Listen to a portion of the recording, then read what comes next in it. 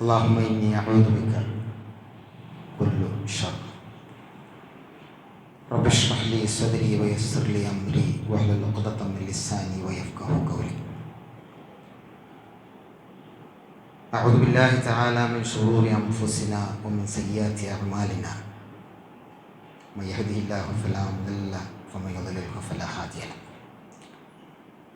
اللهم صل على سيدنا محمد وعلى آل محمد كما صليت على إبراهيم وعلى آل إبراهيم في العالمين إنك حميد مجيد. സ്നേഹാദരണീയരായ സഹോദരന്മാരെ, സഹോദരിമാരെ, അമ്മാവും ലത്തീഫ് സാഹിബ് പറഞ്ഞതുപോലെ കൊല്ലത്തിൽ ഒരിക്കലാണെങ്കിൽ പോലും ഇവിടെ വരുമ്പോൾ കിട്ടുന്ന ഒരു സുഖം അത് ഞാൻ എല്ലാ തവണയും വരുമ്പോൾ പറയാറ്. അത് സ്വന്തം തറവാട്ടിലേക്ക് വരുന്ന ഒരു സുഖമാണ്. അതിലുപരി അതിലൊരു സന്തോഷം എന്താ വെച്ചാൽ നിങ്ങളോട് സംസാരിക്കുമ്പോഴുള്ള ഒരു സ്വാതന്ത്ര്യം, അത് നൽകുന്ന ഒരു സന്തോഷം, അതൊരു പ്രത്യേക സുഖം. അതിപ്പോൾ എൻ്റെ മുമ്പിൽ ഇരിക്കുന്ന നിങ്ങളിൽ തന്നെ ചില ആളുകൾ ഞാൻ അതിൻ്റെ ഇഷ്ടത്തോടു കൂടി പറയും. എനിക്ക് കഴിഞ്ഞ ദിവസവും ഇന്നലെയും മിനിയാന്നൊക്കെ ആയിട്ട് എൻ്റെ നമ്പറിൽ ഫോൺ വിളിച്ചിട്ട് ഞാൻ എങ്ങനെ ക്ലാസ് എടുക്കണം എന്ന് വരെ എന്നോട് പറഞ്ഞാൽ, അതായത് ഇന്ന് പറയുന്ന വിഷയം ഇതാണ് എന്ന് നിങ്ങൾക്ക് അറിവ് കിട്ടിയപ്പോൾ എന്നോട് വിളിച്ചിട്ട് സിബിൽ സാഹിബ് നിങ്ങൾ ഇതൊന്ന് പറയണം കേട്ടോ, അല്ലെങ്കിൽ ഇങ്ങനെ പറയണം കേട്ടോ. അതുണ്ടാക്കുന്ന ഒരു സ്വാതന്ത്ര്യം, അത് അവരങ്ങനെ ചെയ്യണം എന്നുള്ള അഭിപ്രായക്കാരനാണ്. ഞാനത് കുറ്റമായിട്ടല്ല പറഞ്ഞത്. അത് നൽകുന്ന ഒരു സ്വാതന്ത്ര്യമുണ്ട്. അതായത് നിങ്ങളിൽ പലരും കേൾക്കാൻ ആഗ്രഹിക്കുന്നതാണ്, നിങ്ങൾക്ക് ആവശ്യമുള്ളതാണ് ഞാൻ പറയുന്നത് എന്നുള്ളൊരു ആത്മവിശ്വാസമുണ്ടല്ലോ ഇവിടെ വന്ന് പറയുന്നത്. ഒരു വിഷയത്തെ അധികരിച്ചുകൊണ്ട് പറയുന്നതിലുപരി അത് ഏൽപ്പിച്ച ഒരു കാര്യമാണ് എന്നുള്ള ഒരു സന്തോഷം കൂടി അതിനുണ്ട്. ഏതായാലും നമ്മുടെ വിഷയം നമസ്കാരമാണ്. നമസ്കാരത്തെക്കുറിച്ച്, നമസ്കാരത്തിൻ്റെ നിറവിൽ എന്നാണ് അതിൻ്റെ ടൈറ്റിൽ തന്നെ കൊടുത്തിട്ടുള്ളത്. കാരണം എങ്ങനെ നിസ്കരിക്കണമെന്ന് പഠിപ്പിക്കേണ്ടുന്ന ആളുകളോടല്ല, അങ്ങനെ പഠിപ്പിക്കപ്പെടേണ്ടുന്ന ആളുകളോടല്ലല്ലോ സംസാരിക്കുന്നത്. നമ്മളെല്ലാവരും നമസ്കരിക്കുന്നവരാണ്. മാത്രമല്ല എന്നിൽ നിന്ന് പ്രതീക്ഷിക്കുന്ന ഒരു സാധനം ഉണ്ടല്ലോ, അതുകൊണ്ടാണ് ഞാൻ അങ്ങനെ തന്നെ ഒരു ടൈറ്റിലും സന്തോഷപൂർവ്വം സ്വീകരിച്ചത്. നമ്മളിപ്പോഴും നമ്മളെല്ലാവരും നമസ്കരിക്കുന്നവരാണ്. നമസ്കാരം എന്ന് പറയുന്നത് ബുനിയൽ ഇസ്ലാമി അലാ ഖംസിൻ എന്നൊക്കെ കുട്ടികൾ ചെറുപ്പത്തിൽ മദ്രസയിൽ പാടി പഠിക്കുന്ന ഇസ്ലാമിന് 5 തൂണുകളാണുള്ളത്. ആ എണ്ണി പറയുമ്പോൾ അതിൽ 2ാമതാണ് വരുന്നതെങ്കിലും ആരാധനാകർമ്മമായിട്ട് വരുമ്പോൾ അത് 1ാമതാണല്ലോ. കാരണം 1ാമത്തേത് ഏതാണ്? ഷഹാദത്ത് കലിമയാണ്. അത് ചെയ്ത് കാണിക്കാനുള്ളതല്ലല്ലോ. അതൊരു പ്രവേശന കവാടമാണ്, അതൊരു അംഗീകാരമാണ്, അതൊരു അക്സെപ്റ്റൻസാണ്, ഒരു എംബ്രേസിങ് ആണ്. ഇസ്ലാമിലേക്ക് കടന്നു വരുന്നു, ഇസ്ലാം സ്വീകരിക്കുന്നു, ഇസ്ലാമിനെ തൃപ്തിപ്പെടുന്നു, അള്ളാഹുവിന് കീഴൊതുങ്ങുന്നു, അള്ളാഹുവിനോട് ഹുബ്ബുണ്ടാകുന്നു, അള്ളാഹുവിനെ ഞാൻ പ്രണയിച്ചു തുടങ്ങുന്നു, അള്ളാഹുവിൻ്റെ പ്രണയമിതാവ് എന്നിലേക്ക് ഒഴുകി തുടങ്ങുന്നു എന്നുള്ളൊരു ആക്സെപ്റ്റൻസാണ്. ആ ആക്സെപ്റ്റൻസ് വന്നു കഴിഞ്ഞാൽ പിന്നെ നമ്മൾ ചെയ്യുന്ന പ്രധാനപ്പെട്ട ഒരു കർമ്മമാണ് നമസ്കാരം. അപ്പോൾ ആ നമസ്കാരത്തെ ഒന്ന് റീഡിഫൈൻ ചെയ്യാനല്ല, മറിച്ച് ഒന്ന് റിവ്യൂ ചെയ്യുക, ഒന്ന് ഫൈൻ ട്യൂൺ ചെയ്യുക. ഈ റീഡിഫൈൻ ചെയ്യുക എന്ന് പറയുന്നത് വലിയ അപകടമാണ്. കാരണം ഇന്ന് എല്ലാ വിഷയങ്ങളിലും നടക്കുന്ന അബദ്ധകരമായൊരു കാര്യമാണ് റീഡിഫൈൻ ചെയ്യുക എന്ന് പറയുന്നത്. അതായത് ഇതുവരെ ചെയ്തൊക്കെ അബദ്ധമാണ്, അങ്ങനെ ഉണ്ടല്ലോ, അങ്ങനെ ഒരു സമാന്തരമായൊരു ചർച്ചകൾ നടക്കുന്നുണ്ട്. ഇങ്ങനൊന്നുമല്ല, ഇതൊക്കെ നിങ്ങൾ പഴച്ചുപോയി, ഇങ്ങനൊന്നുമല്ല, അതോടുകൂടി നമ്മൾ ഇതുവരെ ചെയ്തത് നമുക്ക് വസുവാസായി, ഇനി എങ്ങോട്ട് പോകണം എന്നുള്ള വസുവാസായി, ഇതൊന്നുമല്ല ഉദ്ദേശം. നമ്മുടെയൊക്കെ നമസ്കാരം അല്ലാഹു സുബ്ഹാനഹു വ തആല സ്വീകരിച്ച നമസ്കാരങ്ങളാണ്. ഇന്നല്ലാഹ ലാ യുഖ്ലിഫുൽ മീആദ്. അള്ളാഹു ഒരു കാര്യം ഏറ്റെടുത്താൽ, ഒരു വാഗ്ദാനം ചെയ്താൽ അതൊന്നും മാറൂല. അതുകൊണ്ട് തന്നെ നമ്മുടെയൊക്കെ നമസ്കാരത്തെ അള്ളാഹു സ്വീകരിച്ചതാണ്. അള്ളാഹു സ്വീകരിക്കുമാറാവട്ടെ, ഏറ്റമേറ്റം അനുഗ്രഹപൂരിതമായി തീരട്ടെ. പക്ഷേ ഏതൊരു കാര്യവും ചെയ്തു വരുമ്പോൾ അതിനോടുകൂടിയുള്ള ഒരു ഇംപ്രൂവൈസേഷൻ ഉണ്ടല്ലോ, ഒരു കുറച്ചും കൂടി അതൊന്ന് മെച്ചപ്പെടുത്തുക. ഒരു കാര്യം 10 തവണ ചെയ്ത ഒരാൾ 11ാമത് ചെയ്യുമ്പോഴുണ്ടാകുന്ന ഒരു പെർഫെക്ഷൻ, അതെല്ലാ വിഷയത്തിലും എന്നതുപോലെ തന്നെ ദീനി വിഷയത്തിലും ഉണ്ടാവേണ്ടതുണ്ട്. ആ അർത്ഥത്തിലാണ് നമ്മൾ ഈ ചർച്ച നടത്തുന്നത്. നമ്മൾ ചില ആളുകളോട്, നമസ്കരിക്കാത്ത ആളുകളോട്, അവിടെ നിന്ന് തുടങ്ങാം നമുക്ക്. നമസ്കരിക്കാത്ത ഒരാളോട് നമ്മൾ ആൾ നല്ല മനുഷ്യനാണ്, മുഅ്മിനാണ്, മുസ്ലിമാണ് എന്ന് സ്വയം പ്രഖ്യാപിക്കുന്നുണ്ട്. പക്ഷെ നമസ്കാരത്തിൻ്റെ വിഷയം വരുമ്പോൾ മൂപ്പര് ഞാനതിന് തെറ്റൊന്നും ചെയ്യണില്ലല്ലോ. എത്രമേൽ അബദ്ധജടിലമായ ഒരു മിസ്അണ്ടർസ്റ്റാൻഡിങ് ആണെന്നറിയോ അത്. ഞാൻ തെറ്റ് ചെയ്യുന്നില്ലല്ലോ. സംഗതി തെറ്റുകൾ അള്ളാഹു പുറത്തു തരാൻ നമസ്കാരം ഒരു കാരണമാണ്. ഓക്കെ, നമസ്കാരം കൊണ്ട് അത് വരാം ആ വിഷയത്തിലേക്ക്. നോമ്പ് നോൽക്കലും നമസ്കരിക്കലും ഹജ്ജ് ചെയ്യലും ആരാധനാ കർമ്മങ്ങളൊക്കെ ചെയ്യുമ്പോൾ അള്ളാഹു നമ്മുടെ പാപങ്ങളെ, നമ്മൾ അറിഞ്ഞും അറിയാതെയൊക്കെ ചെയ്ത പാപങ്ങളെയൊക്കെ അള്ളാഹു പുറത്തു തരും, അതൊരു വിഷയമാണ്.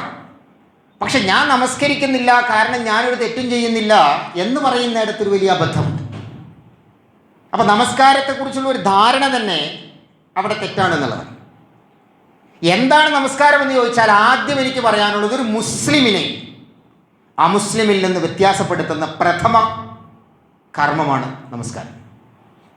അതിനേക്കാൾ വലിയ വർത്താനം വേണ്ടല്ലോ. ഒരു മുസ്ലിം അമുസ്ലിമിൽ നിന്ന് വ്യത്യാസമാവുന്നതിൻ്റെ ഏറ്റവും പ്രധാനപ്പെട്ട ലക്ഷണമാണെന്ത്? നമസ്കരിക്കുക. അപ്പം പിന്നെ ഒരു മുസ്ലിമിന് ഞാൻ തെറ്റ് ചെയ്യുന്നില്ലല്ലോ, ഞാൻ എന്തിനാ നമസ്കരിക്കണേ എന്നുള്ള ചോദ്യത്തിന് പ്രസക്തിയില്ല. മാത്രമല്ല, നമസ്കാരത്തെക്കുറിച്ച് ഞാൻ പല വിഷയങ്ങളുമായി ബന്ധപ്പെട്ട് നിങ്ങളുടെ മുമ്പിൽ തന്നെ ഞാൻ പറഞ്ഞ ഒരു ഹദീസുണ്ടല്ലേ, ഭയപ്പെടുത്തുന്ന ഒരു ഹദീസാണ്. ഇമാം മുസ്ലിമും ഇമാം ബുഖാരിയും ഒക്കെ റിപ്പോർട്ട് ചെയ്തിട്ടുള്ള ഒരു ഹദീസാണ്.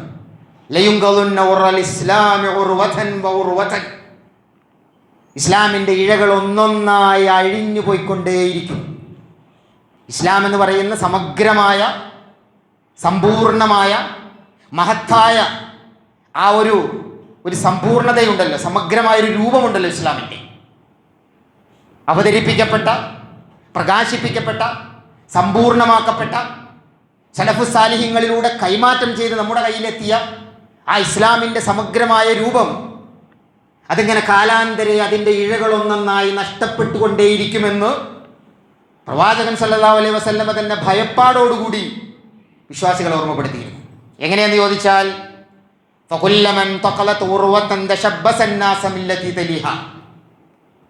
അതിൻ്റെ ഇഴകൾ ഓരോന്നായിട്ട് നഷ്ടപ്പെട്ടു പോയിട്ടും ഓരോരുത്തരും അവരവരുടെ കയ്യിൽ ബാക്കിയുള്ളത് വെച്ചിട്ട് പറയും ഞങ്ങൾ കംപ്ലീറ്റ് ആണ്, ഞങ്ങളോടൊന്നും പോയിട്ടില്ല. ചിലപ്പോൾ ഇങ്ങോട്ട് ചേർന്നതും ഉണ്ടാവും, അതും വെച്ചുകൊണ്ട് പറയും ഞങ്ങൾ കംപ്ലീറ്റാണ്. പക്ഷെ അള്ളാഹിന്റെ പ്രവാചകൻ പറയുന്നു അങ്ങനെ തന്നെയാണ്. അതിലേറ്റവും ആദ്യം നഷ്ടപ്പെടൽ ഹാക്കിമിയത്തായിരിക്കും, അധികാരമായിരിക്കും. ഒരെവിടെയും ഒരു അഭിപ്രായം പറയാൻ സ്വാതന്ത്ര്യമില്ലാത്ത, അധികാരമില്ലാത്തൊരവസ്ഥയിലേക്ക് മുസ്ലിം ഉമ്മത്ത് പതറി നിൽക്കേണ്ടുന്നൊരവസ്ഥ വരുമ്പോഴും അതാണ് അത്ര ആദ്യം സംഭവിക്കുക. എല്ലാം ചേർത്ത് വെച്ചിട്ട് നിങ്ങൾക്ക് ചിന്തിക്കാട്ടോ. നമുക്കൊരഭിപ്രായം പറയാൻ പാടില്ല. കാരണം എന്താ? മുസ്ലിമാണ്. മോമിനിങ്ങൾക്ക് അവരുടെ കാര്യത്തിൽ പോലും തീരുമാനമെടുക്കാനുള്ള ഒരു അധികാരം, ഒരു പിടിവള്ളി, അധികാരപരമായൊരു പിടിവള്ളി ഇല്ലാത്ത ഹാക്കിമിയത്ത് നഷ്ടപ്പെടും. അതാണ് ആദ്യം നഷ്ടപ്പെടുക. അതെപ്പോഴോ പോയിന്ന് എനിക്കറിയില്ല. ആഹിറുഹുന്ന, പക്ഷെ അതിൽ അവസാനം നഷ്ടപ്പെടുക അസ്സലാം. അവസാനം നഷ്ടപ്പെടൽ നമസ്കാരമാണ്. അതോടെ തീർന്നു. പിന്നെ ഇസ്ലാം ബാക്കിയില്ലാത്തൊരവസ്ഥ വരും. വിശ്വാസികളുടെ കയ്യിൽ ഇസ്ലാമിൻ്റെ സത്ത ബാക്കിയില്ലാത്തൊരവസ്ഥ വരും. അതെന്തുകൊണ്ട് അവസാനമായി എന്ന് ചോദിച്ചാൽ, അതെങ്കിലും ഉണ്ടെങ്കിൽ അതിൽ പിടിച്ചുകൊണ്ട് മുസ്ലിം ഉമ്മത്തിന് പിന്നെയും കയറി വരാൻ കഴിയും. കാരണം അത് അവരുടെ ഐഡൻറ്റിറ്റിയാണ്. അതുകൊണ്ട് നമ്മൾ നമസ്കരിക്കുമ്പോൾ അങ്ങനെ ഒരു ബോധം വേണം. ഇത് ഏറ്റവും അടിസ്ഥാനമായതാണ് ഞാൻ ചെയ്യുന്നത്. ഇവിടെ നിന്നുകൊണ്ട്, ഇവിടെ കയറിക്കൊണ്ട്, ഇതിൽ നിന്നുകൊണ്ട്, ഇതിനോട് ഉയർന്നുകൊണ്ട് എൻ്റെ ഇസ്ലാമിനെ എൻ്റെ ജീവിതത്തിൽ, എൻ്റെ സമൂഹത്തിൽ, എൻ്റെ കുടുംബത്തിൽ, എൻ്റെ വ്യക്തിതലത്തിൽ, എൻ്റെ സാമൂഹ്യ തലത്തിൽ, എൻ്റെ വൈയക്തിക തലത്തിൽ, എൻ്റെ കുടുംബതലത്തിൽ, എൻ്റെ രാഷ്ട്രതലത്തിൽ ഇസ്ലാമികമായി എനിക്ക് പലതും ചെയ്യാനുണ്ട് എന്ന് വിശ്വാസിക്ക് ബോധ്യപ്പെടണം. അതുകൊണ്ടാണ് നമസ്കാരത്തിന് അത്ര പ്രാധാന്യമുണ്ട് എന്ന് പറയാൻ കാരണം. മാത്രമല്ല, ഇനി നമുക്ക് നമ്മുടെ സ്വാർത്ഥമായൊരു കാര്യം പറയാം. ഇതൊക്കെ ഞാൻ ആ നമസ്കാരത്തിൻ്റെ പ്രാധാന്യം പറയാൻ വേണ്ടിയിട്ടാണ്. പ്രവാചകൻ സല്ലല്ലാഹു അലൈഹി വസല്ലം പറയുന്നു, അവ്വലു മാ യുഹാസബു ബിഹിൽ അബ്ദു യൗമുൽ ഖിയാമത്തി അസ്സലാത്ത്. ഖിയാമത്ത് നാളിൽ വിശ്വാസിയുടെ കർമ്മങ്ങളിൽ ആദ്യം ചോദ്യം ചെയ്യപ്പെടുന്നതാണ് നിസ്കാരമാണ്. അല്ല, അതും ഒരു പ്രാധാന്യമാണല്ലോ. ബാക്കിയൊക്കെ അവിടെ നിൽക്കട്ടെ, നിസ്കാരം നോക്കട്ടെ എന്ന് അല്ലാഹു സുബ്ഹാനഹു വ തആല പറയും. വീണ്ടും പ്രവാചകൻ പറയുന്നു, ഫഇൻ സലഹതു സലഹ ഫഇൻ സലഹതു സലഹ ലഹു സാഹിറു അമലിഹി. നമസ്കാരത്തിൻ്റെ കാര്യത്തിൽ അള്ളാഹുവിനെ തൃപ്തിപ്പെടുത്താൻ സാധിച്ചാൽ, നമസ്കാരത്തിൻ്റെ വിഷയത്തിൽ അള്ളാഹു തൃപ്തനായാൽ, ഫസലഹ ലഹു സാഹിറു അമലിഹി, ബാക്കി എല്ലാ അമലുകളും പിന്നെ തന്നെ ശരിയായിക്കോളും. അപ്പോൾ അവിടെ വിചാരണ നടക്കുമ്പോൾ പോലും ആദ്യം വിചാരണയ്ക്ക് എടുക്കുന്നത് നിസ്കാരമാണ്. ആ നിസ്കാരത്തിൻ്റെ കാര്യത്തിൽ ശരിയായാൽ പിന്നെ ബാക്കിയുള്ളതൊന്നും ബേജാറാവാനില്ല. കഴിഞ്ഞോ? എന്തായാലും അതിനൊരു ടൈലൻ്റ് ഉണ്ടാവുമല്ലോ. എന്താ ടൈലൻ്റ്?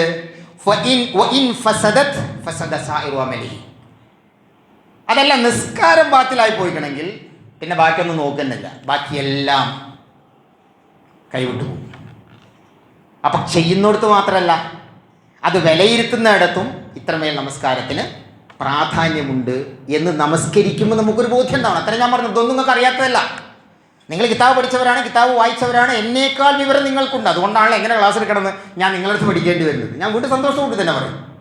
കാരണം പറയേണ്ട പല കാര്യങ്ങളും എനിക്ക് ഓർമ്മപ്പെടുത്തി തന്നത്.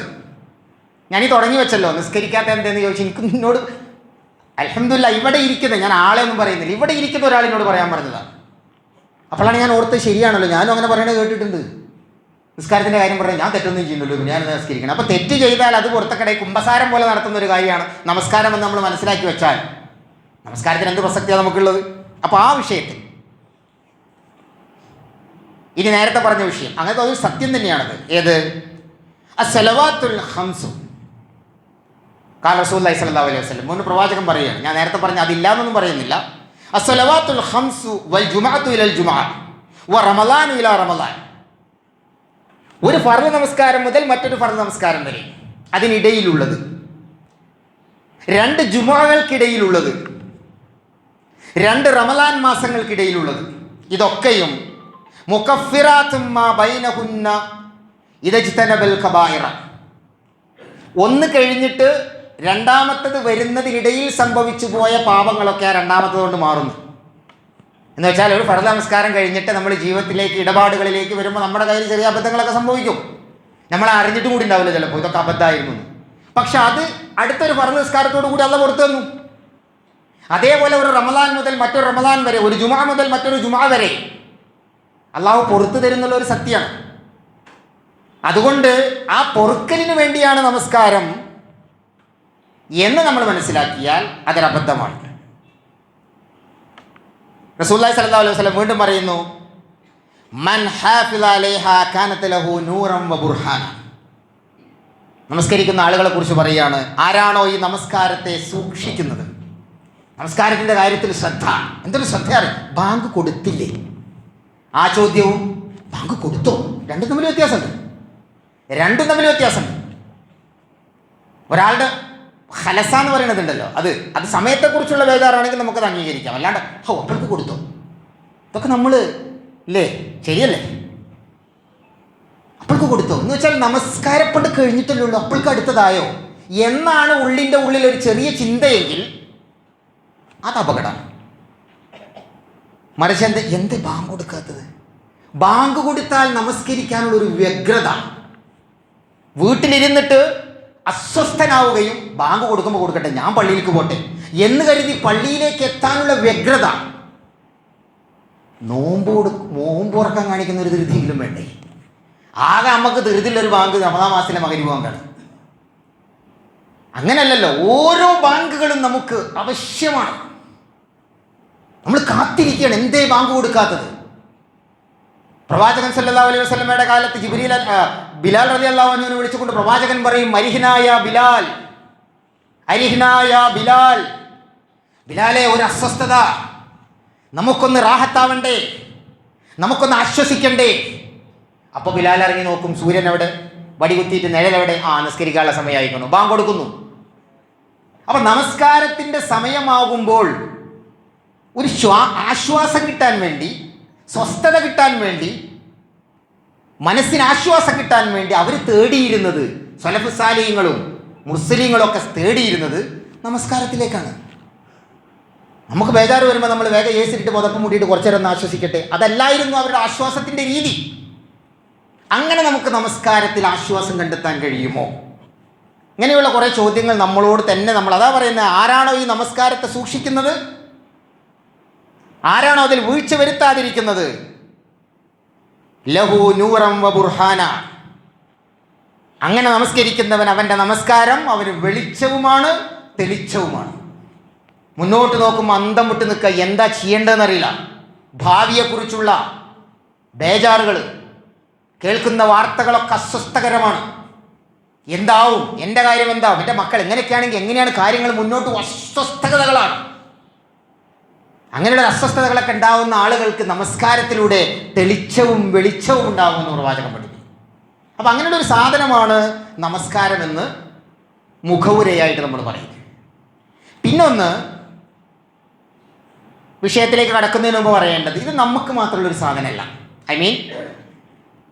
അങ്ങനെ ഉണ്ടല്ലോ, അന്ത്യപ്രവാചകൻ മുഹമ്മദ് മുസ്തഫ സല്ലല്ലാഹു അലൈഹി വസല്ലമയിലൂടെ പൂർത്തീകരിക്കപ്പെട്ട ദീനുൽ ഇസ്ലാമിൽ നമുക്ക് നിർബന്ധമാക്കപ്പെട്ട ഒരുപാട് കർമ്മങ്ങൾ. പക്ഷെ നമസ്കാരം അങ്ങനെയല്ല എന്നുള്ളതാണ്. നമസ്കാരം അങ്ങനെയല്ല. നമ്മുടെ പ്രവാചകന്മാരുടെ തലതൊട്ടപ്പനൊക്കെ ആയിരിക്കുന്ന ഇബ്രാഹിം അലൈഹി വസല്ലമയെ കുറിച്ച് പരാമർശിക്കുന്നിടത്ത് അഭിമാനത്തോടു കൂടിയിട്ട് ഇബ്രാഹിം അലൈഹി വസല്ലമ പറയുന്നുണ്ടല്ലോ, റബ്ബി ജഅൽനി മുഖീമസ്സലാത്ത്, റബ്ബി ജഅൽനി മുഖീമസ്സലാത്ത വമിൻ ദുർരിയതി റബ്ബനാ വതഖബ്ബൽ ദുആ. റബ്ബേ, അത് അള്ള അങ്ങോട്ട് കൽപ്പിച്ചതായിട്ടും കൂടി അല്ല പറയണത്. അള്ളാഹിനോട് അങ്ങോട്ട് പറയണം, റബ്ബേ, നമസ്കാരം നിർവഹിക്കുന്നവരുടെ കൂട്ടത്തിൽ എന്നെയും എൻ്റെ പരമ്പരയെയും നീ ഉൾപ്പെടുത്തണേ. എന്ന് വെച്ചാൽ നമസ്കാരം അവർക്ക് നിർബന്ധമായിരുന്നു എന്നതോടൊപ്പം ആ നിർബന്ധമായ കാര്യം ഞാൻ ചെയ്യുന്നു എന്ന് റബ്ബേ ഈ ഇന്നെ ഉറപ്പാക്കണം കേട്ടോ, ഇല്ലെങ്കിൽ ഇന്ന കാര്യം പോക്കാണ് എന്ന തിരിച്ചറിവാണ്. അതേ വർത്തമാനം പിന്നീട് ഈസാ അലൈഹി വസല്ലം പറയുന്നുണ്ട്. അത് കുറച്ചും കൂടി എന്താ പറയുക, അതിൻ്റെ ഒരു ഗൗരവത്തോട് കൂടിയിട്ടാണ്. എന്താണ്? വജഅൽനി മുബാറക്കൻ ഐനമാ കുന്തു. ഒരു ഒരു ഒരു ഒരു ഉണ്ടല്ലോ, ഒരു ഒരു ഒരു ആത്മാഭിമാനം. ഞാൻ എവിടെയാണെങ്കിലും റബ്ബിനെ മഹത്വപ്പെടുത്തിയിട്ടുണ്ട്. ഓ, എന്തൊരു വർത്താന! നമുക്കങ്ങനെ പറയാൻ കഴിയണം നമസ്കാരത്തിലൂടെ. ഞാൻ എവിടെയാണെങ്കിലും റബ്ബിനെ മഹത്വപ്പെടുത്തിയിട്ടുണ്ട്. വജഅലനി മുബാറക്കൻ ഐനമാ കുന്തു. ഞാൻ എവിടെയാണെന്നുള്ളതല്ല പ്രശ്നം, എവിടെയായിരുന്നാലും റബ്ബനെ മഹത്വപ്പെടുത്തിയിട്ടുണ്ട്. വൗസ്വാനി ബിസ്സല. എങ്ങനെ? എന്നോട് കൽപ്പിച്ചിട്ടുണ്ട് നമസ്കരിക്കണം. വസകാത്ത് മാ ദുംതു ഹയ്യൻ. പിന്നെ അതിലൂടെ സക്കാത്ത് ചേർത്ത് പറഞ്ഞു. നമ്മളെ നമസ്കാരം മാത്രമേ അതുകൊണ്ട് അത് പറയും. തീർന്നോ? ഇസ്മായിൽ നബി അലൈഹി സ്വലാം, ബാപ്പാൻ്റെ അല്ല മോൻ. പ്രവാചകൻ പറയുന്നു, വകാന യഅ്മുറു അഹ്ലഹു ബിസ്സലാം. ഖുർആൻ പറയാണ്, ഇസ്മായിൽ അലൈഹി സ്വലാം തൻ്റെ കുടുംബത്തോട് നിർബന്ധം പറഞ്ഞിരുന്നു നമസ്കരിക്കാൻ. ആ വിഷയത്തിൽ ഓർമ്മപ്പെടുത്തി. അതിൽ നമ്മുടെ കൂടി അറിയേണ്ടതുണ്ട്. നമ്മുടെ മക്കളോടൊക്കെ കാണും നമസ്കാരം കഴിഞ്ഞു എന്ന് ചോദിക്കാൻ നമുക്ക് മടിയുള്ള ഒരു കാലമാണെങ്കിൽ, നിസ്കരിച്ചിട്ടുണ്ടാവും എന്നാലും ചോദിക്കാം നിസ്കരിച്ചോ. അതൊരു വസിയത്താണ്. ആ നിസ്കരിച്ചു, അൽഹംദുലില്ലാഹ്. ബാപ്പാനോട്, ബാപ്പ നിസ്കരിച്ചിക്കണോ, വാസർവാൻ കൊടുക്കാൻ നിങ്ങൾ ദോഹരട്ടം മറന്നിക്കണോ? അല്ല, അങ്ങനെയൊക്കെ ചോദിക്കുന്ന ഒരു സംസ്കാരം എപ്പോഴാണ് നമ്മുടെ വീട്ടിൽ വരും? അയ്യാറെ എന്നോട് നിസ്കരിക്കാനൊക്കെ ആദ്യം പോയി നിസ്കരിക്കും. അല്ല, അങ്ങനെയല്ലല്ലോ. ആ അൽഹംദുലില്ലാഹ്, എൻ്റെ മോനാണ് ചോദിക്കണത്. ഞാൻ വളർത്തിക്കൊണ്ടുവന്ന എൻ്റെ മോൻ, ഞാൻ നമസ്കാരം പഠിപ്പിച്ച എൻ്റെ മകൻ എന്നോട് ചോദിക്കുന്നു, വാപ്പ നിങ്ങൾ നിസ്കരിച്ചോ? എന്തൊരു സംസ്കാരമാണത്! ഇബ്രാഹിം അലൈഹി വസല്ലമയിൽ ഇസ്മായിൽ അലൈഹി വസല്ലമയ്ക്ക് ലഭിച്ചത് എന്തോ അത് നമ്മളിലൂടെ നമ്മളെ മക്കളിലേക്ക് കിട്ടുന്നതും ഇങ്ങനെയൊക്കെ നമസ്കാരത്തിലൂടെ നമുക്ക് അറിയേണ്ടതുണ്ട്. ഇനി വേറൊരു കാര്യം കൂടി പറയാം. അത് പറഞ്ഞിട്ട് നമ്മൾ നമ്മുടെ നമസ്കാരത്തിൻ്റെ ഉള്ളിലേക്ക് എന്ത് കിടക്കാം. എന്താണ്? നമസ്കരിക്കാത്തതിൻ്റെ പേരിൽ മാത്രം സ്വർഗത്തിൽ നരകത്തിൽ ആയി പോകുന്ന ആളുകളെ കുറിച്ച് പരിശുദ്ധ ഖുർആൻ പറഞ്ഞു. അതെങ്ങനെയാണ് പറഞ്ഞിട്ടില്ലെന്നറിയോ? കുല്ലു നഫ്സിൻ ബിമാ കസബത് റഹീന, കുല്ലു നഫ്സിൻ ബിമാ കസബത് റഹീന. ഓരോ ആളുകളും, ഓരോ ആത്മാക്കളും അവരെന്താണോ ചെയ്തത് അത് നേടും, എന്താണോ ചെയ്തു വെച്ചത് അത് കിട്ടും. ഇല്ലൽ അസ്ഹാബിൽ യമീൻ. ഒരു വലതുപക്ഷം വരാനുണ്ട്. നമ്മുടെ നാട്ടിലെ ഇടതുപക്ഷം വലതുപക്ഷമല്ല, ഖുർആനിൽ അങ്ങനെ ഒരു ഇടതുപക്ഷവും വലതുപക്ഷവും ഉണ്ട്. വലതുപക്ഷം ഒഴിച്ച് ബാക്കിയുള്ളവരൊക്കെ ചെയ്തു വെച്ചതിനുള്ളത് എണ്ണി എണ്ണി വാങ്ങേണ്ടി വരും. അതൊരു നല്ല വർത്താനല്ല. അത് നിങ്ങൾ എണ്ണി എണ്ണി വാങ്ങേണ്ടി വരും. ഉപ്പ് തിന്നോടത്തോളം വെള്ളം കുടിക്കുന്നുള്ള അതിൻ്റെ ഖുറാനിക പ്രയോഗമായിട്ട് കൂട്ടിക്കൊള്ളു. ഇല്ലൽ അസ്ഹാബിൽ യമീൻ. അങ്ങനെ ആവാതിരിക്കണമെങ്കിൽ നിങ്ങൾ വലതുപക്ഷത്തിൽ പെടണം. ഫീ ജന്നത്തി യതസാഅലൂൻ. സ്വർഗത്തിൽ ചോദിക്കപ്പെടും. ഫീ ജന്നത്തി യതസാഅലൂൻ. അനിൽ മുജിരിമീൻ, സ്വർഗത്തിലുള്ള ആളുകൾ മുജിരിമീങ്ങളായിട്ട് തള്ളപ്പെട്ട ആളുകളോട് ചോദിക്കും. അതിനൊക്കെ ഒരു അവസരം ഉണ്ട് നമുക്ക്. ഇപ്പം എന്തേ ഇവിടെ അല്ലേ ചോദിക്കാൻ അവസരം ഇല്ലാത്തുള്ളൂ. ഇവിടെ നമ്മൾ ചോദിച്ചാൽ നമ്മളെ നാവ് എഴുതറിയും. ഇവരോടൊക്കെ ചോദിക്കാൻ നമുക്ക് അവസരമുണ്ട്. അള്ള അവസരം തരാതെ നമ്മളങ്ങനെ നിരാശപ്പെടുത്തില്ല. അപ്പോൾ ആ അവസരം നമുക്ക് കിട്ടണം ചോദിക്കാൻ. അപ്പോൾ നമ്മൾ ചോദിക്കും മുജിരിമികളായിട്ടുള്ള ആളുകളോട്, കുറ്റവാളികളായ അള്ളാഹു പുറന്തള്ളിയ ആളുകളോട് ഇൻഷാ അല്ലാ നമ്മൾ ചോദിക്കും, മാ സലക്കക്കും ഫീ സഖർ, എന്തെങ്ങൾക്ക് പറ്റിയത്? നിങ്ങൾ അവിടെ വലിയ ആൾക്കാരായിരുന്നല്ലോ, നിങ്ങൾക്ക് എല്ലാം ഉണ്ടായിരുന്നല്ലോ, അധികാരം, ഗർവ്, സമ്പത്ത്, പ്രതാപം, സന്താന സമൃദ്ധി, നിങ്ങളായിരുന്നല്ലോ പള്ളി കമ്മിറ്റി പ്രസിഡന്റ്, നിങ്ങളായിരുന്നല്ലോ എല്ലാം. അതും വേണമെങ്കിൽ ഉണ്ടാവും, കൂട്ടത്തിലുണ്ടാവും. എന്തെങ്ങൾക്ക് പറ്റിയത്? എവിടെയാണ് നിങ്ങൾക്ക് പിഴച്ചു പോയത്? ഖാലൂ ലം നകു മിനൽ മുസല്ലീൻ. അപ്പോൾ അവർ മറുപടി പറയും, എല്ലാം ഉണ്ടായിരുന്നു, പക്ഷെ ഞങ്ങൾ നമസ്കാരക്കാരുടെ കൂട്ടത്തിൽ പെട്ടില്ല, നമസ്കാരക്കാരുടെ കൂട്ടത്തിൽ ഞങ്ങൾ പെട്ടുപോയില്ല.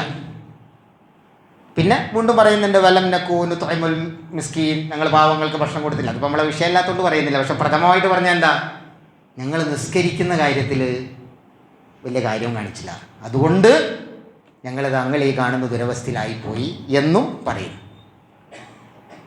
അപ്പം ഇതാണ് നമസ്കാരത്തെക്കുറിച്ച് പ്രകടമായ വായന. ഇത് നിങ്ങൾക്കറിയാവുന്നതും ഓർമ്മപ്പെടുത്തിയതുമാണ്. ഇനി ഞാൻ നേരത്തെ പറഞ്ഞതുപോലെ ബുനിയൽ ഇസ്ലാമു അലാ ഹംസിൻ എന്ന് പറഞ്ഞുകൊണ്ട് 5 കാര്യങ്ങൾ പറഞ്ഞു തന്നപ്പോൾ അതിൽ ഷഹാദത്ത് കലിമ, നമസ്കാരം, സക്കാത്ത്, നോമ്പ്, ഹജ്ജ്, ഇങ്ങനെയുള്ള കാര്യങ്ങളൊക്കെ ഉണ്ടായി. ഇനി ഞാൻ പറയുന്ന ഒരു കാര്യം ഒരു വലിയ ഒരു വൈജ്ഞാനികമായ കാര്യമൊന്നുമില്ല. പക്ഷെ നമ്മുടെ ഒരു കോമൺ സെൻസ് വെച്ച് ചിന്തിക്കാവുന്ന ഒരു കാര്യം ഞങ്ങൾക്ക് പറയാം. എന്താ അറിയോ, അല്ലാഹു സുബ്ഹാനഹു വ തആല മുത്തു മുഹമ്മദ് മുസ്തഫ സല്ലല്ലാഹു അലൈഹി വസല്ലമയെ പ്രവാചകനായിട്ട് അംഗീകരിക്കുന്നു, തെരഞ്ഞെടുക്കുന്നു. ആ തെരഞ്ഞെടുത്ത വിവരം നമ്മളെ അറിയിക്കുന്നു, പ്രവാചകനെയും അറിയിക്കുന്നു. തെരഞ്ഞെടുപ്പ് കുറേ മുമ്പ് കിടന്ന പറയുമ്പോൾ എല്ലാം സത്യയോടുകൂടി പറയണല്ലോ. ആ വിവരം പ്രഖ്യാപിക്കുന്നു.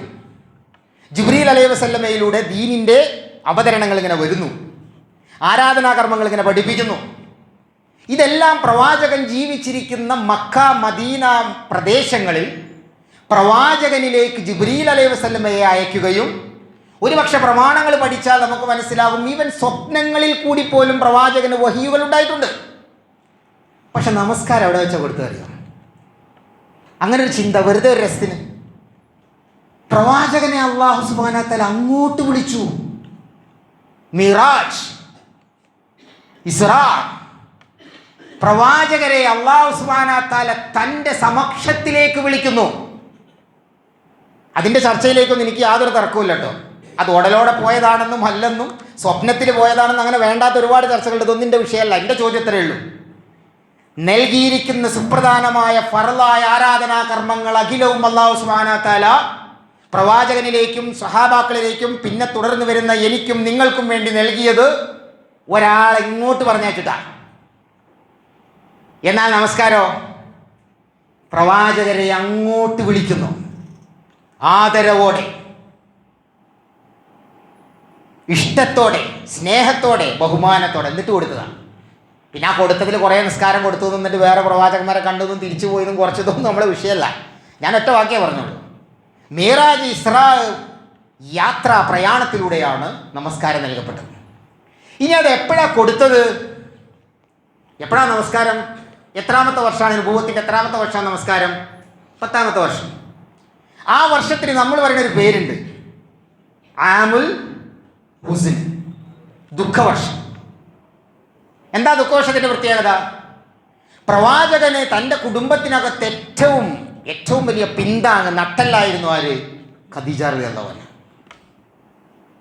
ഒരു പ്രവാചകനായിട്ട് അള്ളാഹു അംഗീകരിച്ചിട്ട് അതിൻ്റെ ബേജാറ് സ്വന്തം പോലും നിയന്ത്രിക്കാൻ കഴിയാതെ വീട്ടിലേക്ക് കയറി വന്നിട്ട്, എനിക്ക് നാമൂസ് ഇറങ്ങിയിരിക്കുന്നു, ഞാനാകെ ബേജാറായിരിക്കുന്നു, പുതപ്പ് കൊണ്ട എന്നെ ഒന്ന് പുതപ്പിക്ക് ഖദീജ, സമ്മിലൂനി എന്ന് പറഞ്ഞുകൊണ്ട് ബേജാറായിട്ട് വന്ന പ്രവാചകനോട്, നിങ്ങൾക്ക് അങ്ങനെ തന്നെ വേണം, നിങ്ങളെ കയ്യിലിരിപ്പ് അങ്ങനെ ആയിരുന്നു എന്ന് പറയുന്ന ഇന്നത്തെ കാലത്തെ പത്നിമാർക്ക് പകരം, എല്ലാവരെയും അല്ല, ഞാനൊരു തമാശക്ക് പറഞ്ഞു, ഒരൊറ്റ വാക്കേ ഖദീജ റളിയല്ലാഹു അൻഹ പറഞ്ഞുള്ളൂ, അങ്ങനെ ഒരു നാമൂസ് നിങ്ങൾക്ക് ഇറങ്ങിയിട്ടുണ്ടെങ്കിൽ, അത് അള്ളാഹിൻ്റെ അടുത്തുനിന്ന് ഏകദൈവത്തിൽ നിന്നല്ലാതെ സാധ്യതയില്ല. കാരണം നിങ്ങൾ മുഹമ്മദാണ്, അൽ അമീനാണ്, ആവാതെ തരമില്ല. ഇതിലും വലിയ ആശ്വാസം വേറുണ്ടോ? പിന്നീട് അങ്ങോട്ട് ആദ്യമായി ദീൻ സ്വീകരിച്ചതാരാ? അവിടുന്ന് അങ്ങോട്ട് പ്രവാചകന് താങ്ങും തണലും സമ്പത്തും ധനവും ആശ്വാസവും സമാശ്വാസവും എല്ലാമായിരുന്ന ഖദീജ റളിയല്ലാഹു അൻഹയുടെ വേർപാട്. അതോടൊപ്പം തന്നെ രാഷ്ട്രീയപരമായി പ്രവാചകന് എല്ലാ തരത്തിലുള്ള പിന്തുണയും പ്രഖ്യാപിച്ച, അവിടെ ആ ഒരു കൊച്ചു രാഷ്ട്രത്തിനകത്ത് പ്രവാചകനെ കൊല്ലാനും പുറത്താക്കാനും പുറന്തള്ളപ്പെടാനും ഒക്കെ എല്ലാവരും മാലോകരൊക്കെയും കൈകോർത്തിയപ്പോൾ കൂടെ നിന്ന ഒരാളുണ്ട്, എളാപ്പ അബൂ താലിബ്. ആ അബൂ താലിബിൻ്റെ വിയോഗം കൂടി സംഭവിച്ചപ്പോൾ പ്രവാചകനൊന്ന് പതറി, പ്രവാചകനൊന്ന് പകച്ചു. അത് അള്ളാഹുള്ള വിശ്വാസക്കുറവുണ്ടെന്നല്ല, അള്ളാഹ് ഉണ്ട് അവിടെ, ജിബ്രീൽ വരും.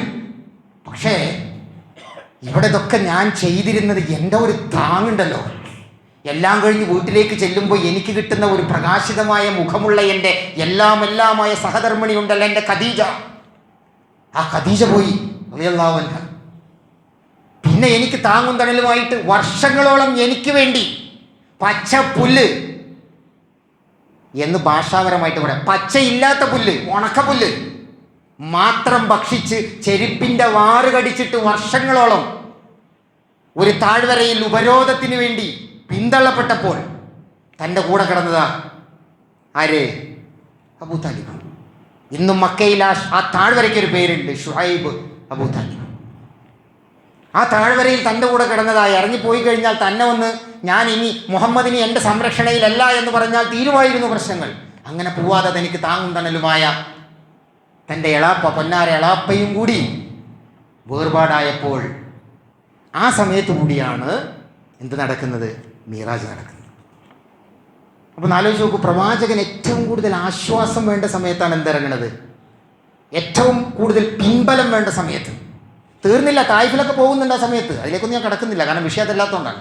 തായിഫിലൊക്കെ പോയിട്ട് ഏറൊക്കെ കിട്ടിയിട്ട് കാലിൻ്റെ നെരിയാണി വരെ ചോര ഒലിച്ചിട്ട് അങ്ങനെയൊക്കെ എല്ലാം കൊണ്ടും ദുരിതമനുഭവിക്കുന്ന, ഭൗതികമായി ദുരിതമനുഭവിക്കുന്ന അവസ്ഥയിൽ കൂടിയാണ് പ്രവാചകന് ഈ നമസ്കാരം നിർവഹിക്കുന്ന നിർബന്ധ ബാധ്യതയായിട്ട് അള്ളാഹു ഇറക്കി കൊടുക്കുന്നത്. അപ്പോൾ ആ നമസ്കാരത്തിന് അങ്ങനെ കൂടി അതും എങ്ങനെ കൊണ്ടുപോയിട്ട് അവിടെ നിന്ന് അർശിൻ്റെ താഴ്വര എന്നൊക്കെ പറയാവുന്ന, തണലെന്നൊന്നും ഞാൻ പറയുന്നില്ല, അർശിൻ്റെ താഴ്വര എന്നെങ്കിലും പറയാനുള്ള സ്വാതന്ത്ര്യം നമുക്കുണ്ടാവണം. കാരണം ആ യാത്രയിലാണല്ലോ ജിബ്രീൽ അലൈഹി വസല്ലമ പോലും യാത്ര പറഞ്ഞു പോകുന്നുണ്ട്, പ്രവാചകരെ ഇനി അങ്ങോട്ട് എനിക്ക് പ്രവേശനമില്ല, എൻ്റെ ചിറകുകൾ കരിഞ്ഞു പോകും, ഇനി താങ്കൾ ഒറ്റയ്ക്ക് പോകണം. എവിടെയാ പ്രവാചകൻ പോയെന്താവുക? അല്ലേ, മക്കയിൽ നിന്ന് കാതങ്ങളോളം അങ്ങ് മസ്ജിദുൽ അക്സയിലേക്ക് എങ്ങനെ പോയി? അവിടെ നിന്ന് പിന്നീട് ആകാശത്തേക്ക്, ഏഴാം ആകാശത്തേക്ക് ആരെ കൂടെ? ബുറാഖാണെന്ന് പറയുന്നു, ജിബ്രീൽ അലൈഹി വസല്ലം കൂടെയുണ്ടെന്ന് പറയുന്നു. അതൊന്നുമല്ല നമ്മുടെ വിഷയം. പോയോ പോയില്ലേ? പോയി. കാരണം ആരാ പറഞ്ഞത്? ഖുർആൻ. പക്ഷെ ചരിത്രം പറയുന്നു ജിബ്രീൽ അലൈഹി വസല്ലമ പോലും പ്രവാചകനോട് സലാം പറഞ്ഞത്രേ, ഇനി അങ്ങോട്ട് പോയാൽ എൻ്റെ ചിറകുകൾ കരിഞ്ഞു പോകും, എനിക്കങ്ങോട്ട് കടക്കാനുള്ള സ്വാതന്ത്ര്യമില്ല. അത്രമേൽ അള്ളാഹുവിൻ്റെ സാമീപ്യത്തിലേക്ക് വിളിച്ചു വരുത്തിയിട്ട് കുട്ടാ സലാം.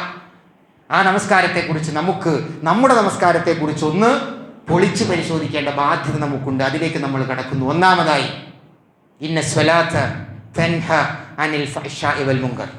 ഒന്ന്, നമ്മുടെ നമസ്കാരം നല്ല നിറവിലാണെന്ന് അറിയാം. ഇന്ന സ്വലാത്ത തൻഹ അനിൽ ഫഹ്ശാഇ വൽ മുൻകർ. നമസ്കാരക്കാരെ, നിങ്ങളുടെ നമസ്കാരം നിങ്ങളെ മ്ലേച്ഛമായ കാര്യങ്ങളിൽ നിന്നും തെറ്റുകളിൽ നിന്നും മാറ്റി നിർത്തുന്നു. എന്ന് വെച്ചാൽ നിസ്കരിക്കുന്ന ഒരാൾക്ക് തെറ്റ് ചെയ്യാൻ കഴിയില്ല. നിസ്കരിച്ച ഒരാൾ തെറ്റ് ചെയ്തെങ്കിൽ ഒന്നുകിൽ ഈ പറഞ്ഞ ഖുർആന്റെ ആയത്ത് തെറ്റണം, മഅൂദുബില്ല, അല്ലെങ്കിൽ നിസ്കാരം തെറ്റണം. ഞാൻ എൻ്റെ കാര്യം പറഞ്ഞു, എന്നോട് അന്വേഷണം വേണ്ടല്ലോ. ഞാൻ നമസ്കരിക്കുന്നു, നമസ്കാരം കഴിഞ്ഞിട്ട് എൻ്റെ കയ്യിൽ തെറ്റ് സംഭവിക്കുന്നു, ഞാൻ പലിശ ഇടപാടുകൾ ഉണ്ടാകുന്നു, കച്ചവടത്തിൽ കൃത്രിമം കാണിക്കേണ്ടി വരും, ഇതൊന്നും ഇല്ലെങ്കിൽ ഇപ്പം എങ്ങനെയാണ് അന്നത്തെ കാലത്ത്? അങ്ങനെ പല ന്യായങ്ങൾ. കുടുംബത്തിൽ നല്ല രീതിയിൽ പെരുമാറുന്നില്ല, ഭാര്യാസന്താനങ്ങളോട് നല്ലപോലെ പെരുമാറുന്നില്ല, ഉത്തരവാദിത്തങ്ങൾ നിർവഹിക്കുന്നില്ല, അല്ലെങ്കിൽ ഇസ്ലാം വിരോധിച്ചിട്ടുള്ള കാര്യങ്ങളിലൊക്കെ ഇടപഴകുന്നു, ബാങ്ക് വിളിക്കുമ്പോൾ പള്ളിയിലുണ്ട്.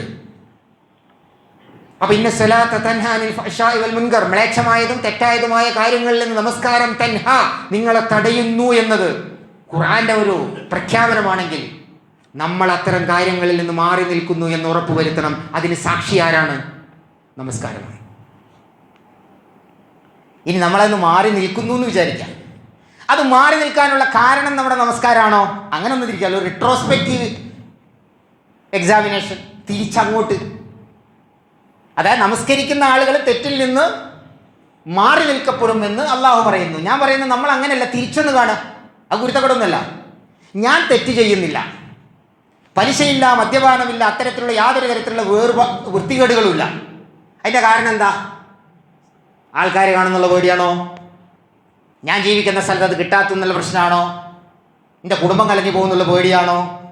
അല്ലെങ്കിൽ എൻ്റെ ആളുകൾ അറിഞ്ഞാൽ അതെനിക്ക് മോശമാണോ? അതല്ലെങ്കിൽ ഇതൊക്കെ കഴിഞ്ഞിട്ട് ഇത് ചെയ്തതിൻ്റെ പേരിൽ നാളെ അള്ളാഹ് എന്നെ നരകത്തിലിടുമെന്ന പേടിയാണോ? അത് വേണ്ടതാണ്. പക്ഷെ ഞാൻ പറയുന്നത് അങ്ങനെയും പോരാ. എൻ്റെ നമസ്കാരം എന്നെ അങ്ങനെ ഒരു അവസ്ഥയിലേക്ക് വളർത്തിക്കൊണ്ടുവരുന്നു എന്ന് നമുക്ക് ബോധ്യപ്പെടണം. അതിനുള്ളൊരു ഇൻട്രോസ്പെക്ഷനാണ് നമ്മൾ ഇന്ന് ഉദ്ദേശിക്കുന്നത്. ഞാനിങ്ങനെ നമസ്കരിക്കുമ്പോൾ എനിക്കെന്നെ തോന്നണം, അൽഹംദുലില്ലാ എൻ്റെ നിസ്കാരം, ഞാൻ നിസ്കരിച്ചപ്പോഴുണ്ടായ ഒരു കുളിർമ, ഒരു ഉണർവ് അതുണ്ടോ? അതുണ്ടാവാതിരിക്കാനുള്ള ചില കാര്യങ്ങൾ നമ്മുടെ കയ്യിലുണ്ട്. അത് നമ്മൾ ഈ വിഷയവുമായി ബന്ധപ്പെട്ട് ചർച്ച ചെയ്യാം. അപ്പം ഇന്ന സലാത്ത തൻഹാനിൽ ഫഹ്ശാഇ വൽ മുൻകർ എന്ന് പറയും. അപ്പം മ്ലേച്ഛമായ കാര്യങ്ങളും തെറ്റായ കാര്യങ്ങളും നമ്മൾ മാറി നിൽക്കേണ്ടതുണ്ട്. അത് നമസ്കാരം മൂലം ആവേണ്ടതുണ്ട്. ഇനി പരിശുദ്ധ ഖുർആനിലെ ആയത്തുകൾ ഓതുമ്പോൾ നമുക്ക് ചില ആയത്തുകൾ ഓതുമ്പോൾ പേടി വരാറുണ്ട്, ചില ആയത്തുകൾ ഓതുമ്പോൾ ചിരി വരാറുണ്ട്. ഓഫ് കോഴ്സ്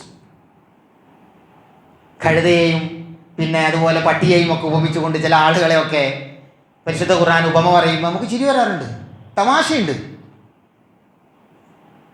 തദ്ഹബരീഹുക്കും എന്നൊക്കെ പരിശുദ്ധ ഖുർആൻ ചില സ്ഥലത്ത് പറയുമ്പോൾ എൻ്റെ കാറ്റ് പോകുന്നൊക്കെ പറയുന്നതൊക്കെ പോകുമ്പോൾ നമുക്ക് ചിരി വരാറുണ്ട്. പക്ഷേ ഞാനൊരു പക്ഷെ ഖുർആൻ കുറച്ചേ പഠിച്ചിട്ടുള്ളൂ. അതുകൊണ്ടാവാം ഞാൻ പഠിച്ച ഭാഗത്ത് എനിക്ക് ഏറ്റവും കുളിർമ നൽകിയ ആയത്ത് ഏതെന്ന് ചോദിച്ചാൽ സൂറത്ത് ഫജ്റിലെ അവസാനത്തെ 3 ആയത്താണ്. അതിൽ പറയുന്നു, യാ അയ്യത്തുഹൻ നഫ്സുൽ മുത്മഇന്ന, യാ അയ്യത്തുഹൻ നഫ്സുൽ മുത്മഇന്ന ഇർജിഇ ഇലാ റബ്ബിക് റാളിയ മർളിയ ഫദ്ഖുലി ഫീ ഇബാദി വദ്ഖുലി ജന്നതി. ആരെയാ വിളിക്കുന്നത്? അവസാനത്ത് പറയാം, ഫദ്ഖുലി ഫീ ഇബാദി, എൻ്റെ ഇഷ്ടദാസന്മാരുടെ കൂട്ടത്തിൽ പെട്ടുകൊള്ളൂ. വദ്ഖുലി ജന്നതി, സ്വർഗവിതാ തുറന്നു കിടക്കുന്നു, കയറിക്കോളൂ. അങ്ങനെ വളരെ കുറച്ച് സ്ഥലത്തേ പറഞ്ഞിട്ടുള്ളൂ. നോമ്പ് പറഞ്ഞു കൊടുത്ത് പറഞ്ഞിട്ടില്ല, നിസ്കാരം പറഞ്ഞു കൊടുത്ത് പറഞ്ഞിട്ടില്ല, അങ്ങനെ ഒന്നും ഡയറക്റ്റ് പറഞ്ഞിട്ടില്ല. ഇങ്ങനെ പറഞ്ഞൊരു സ്ഥലമുണ്ടല്ലോ മക്കളെ.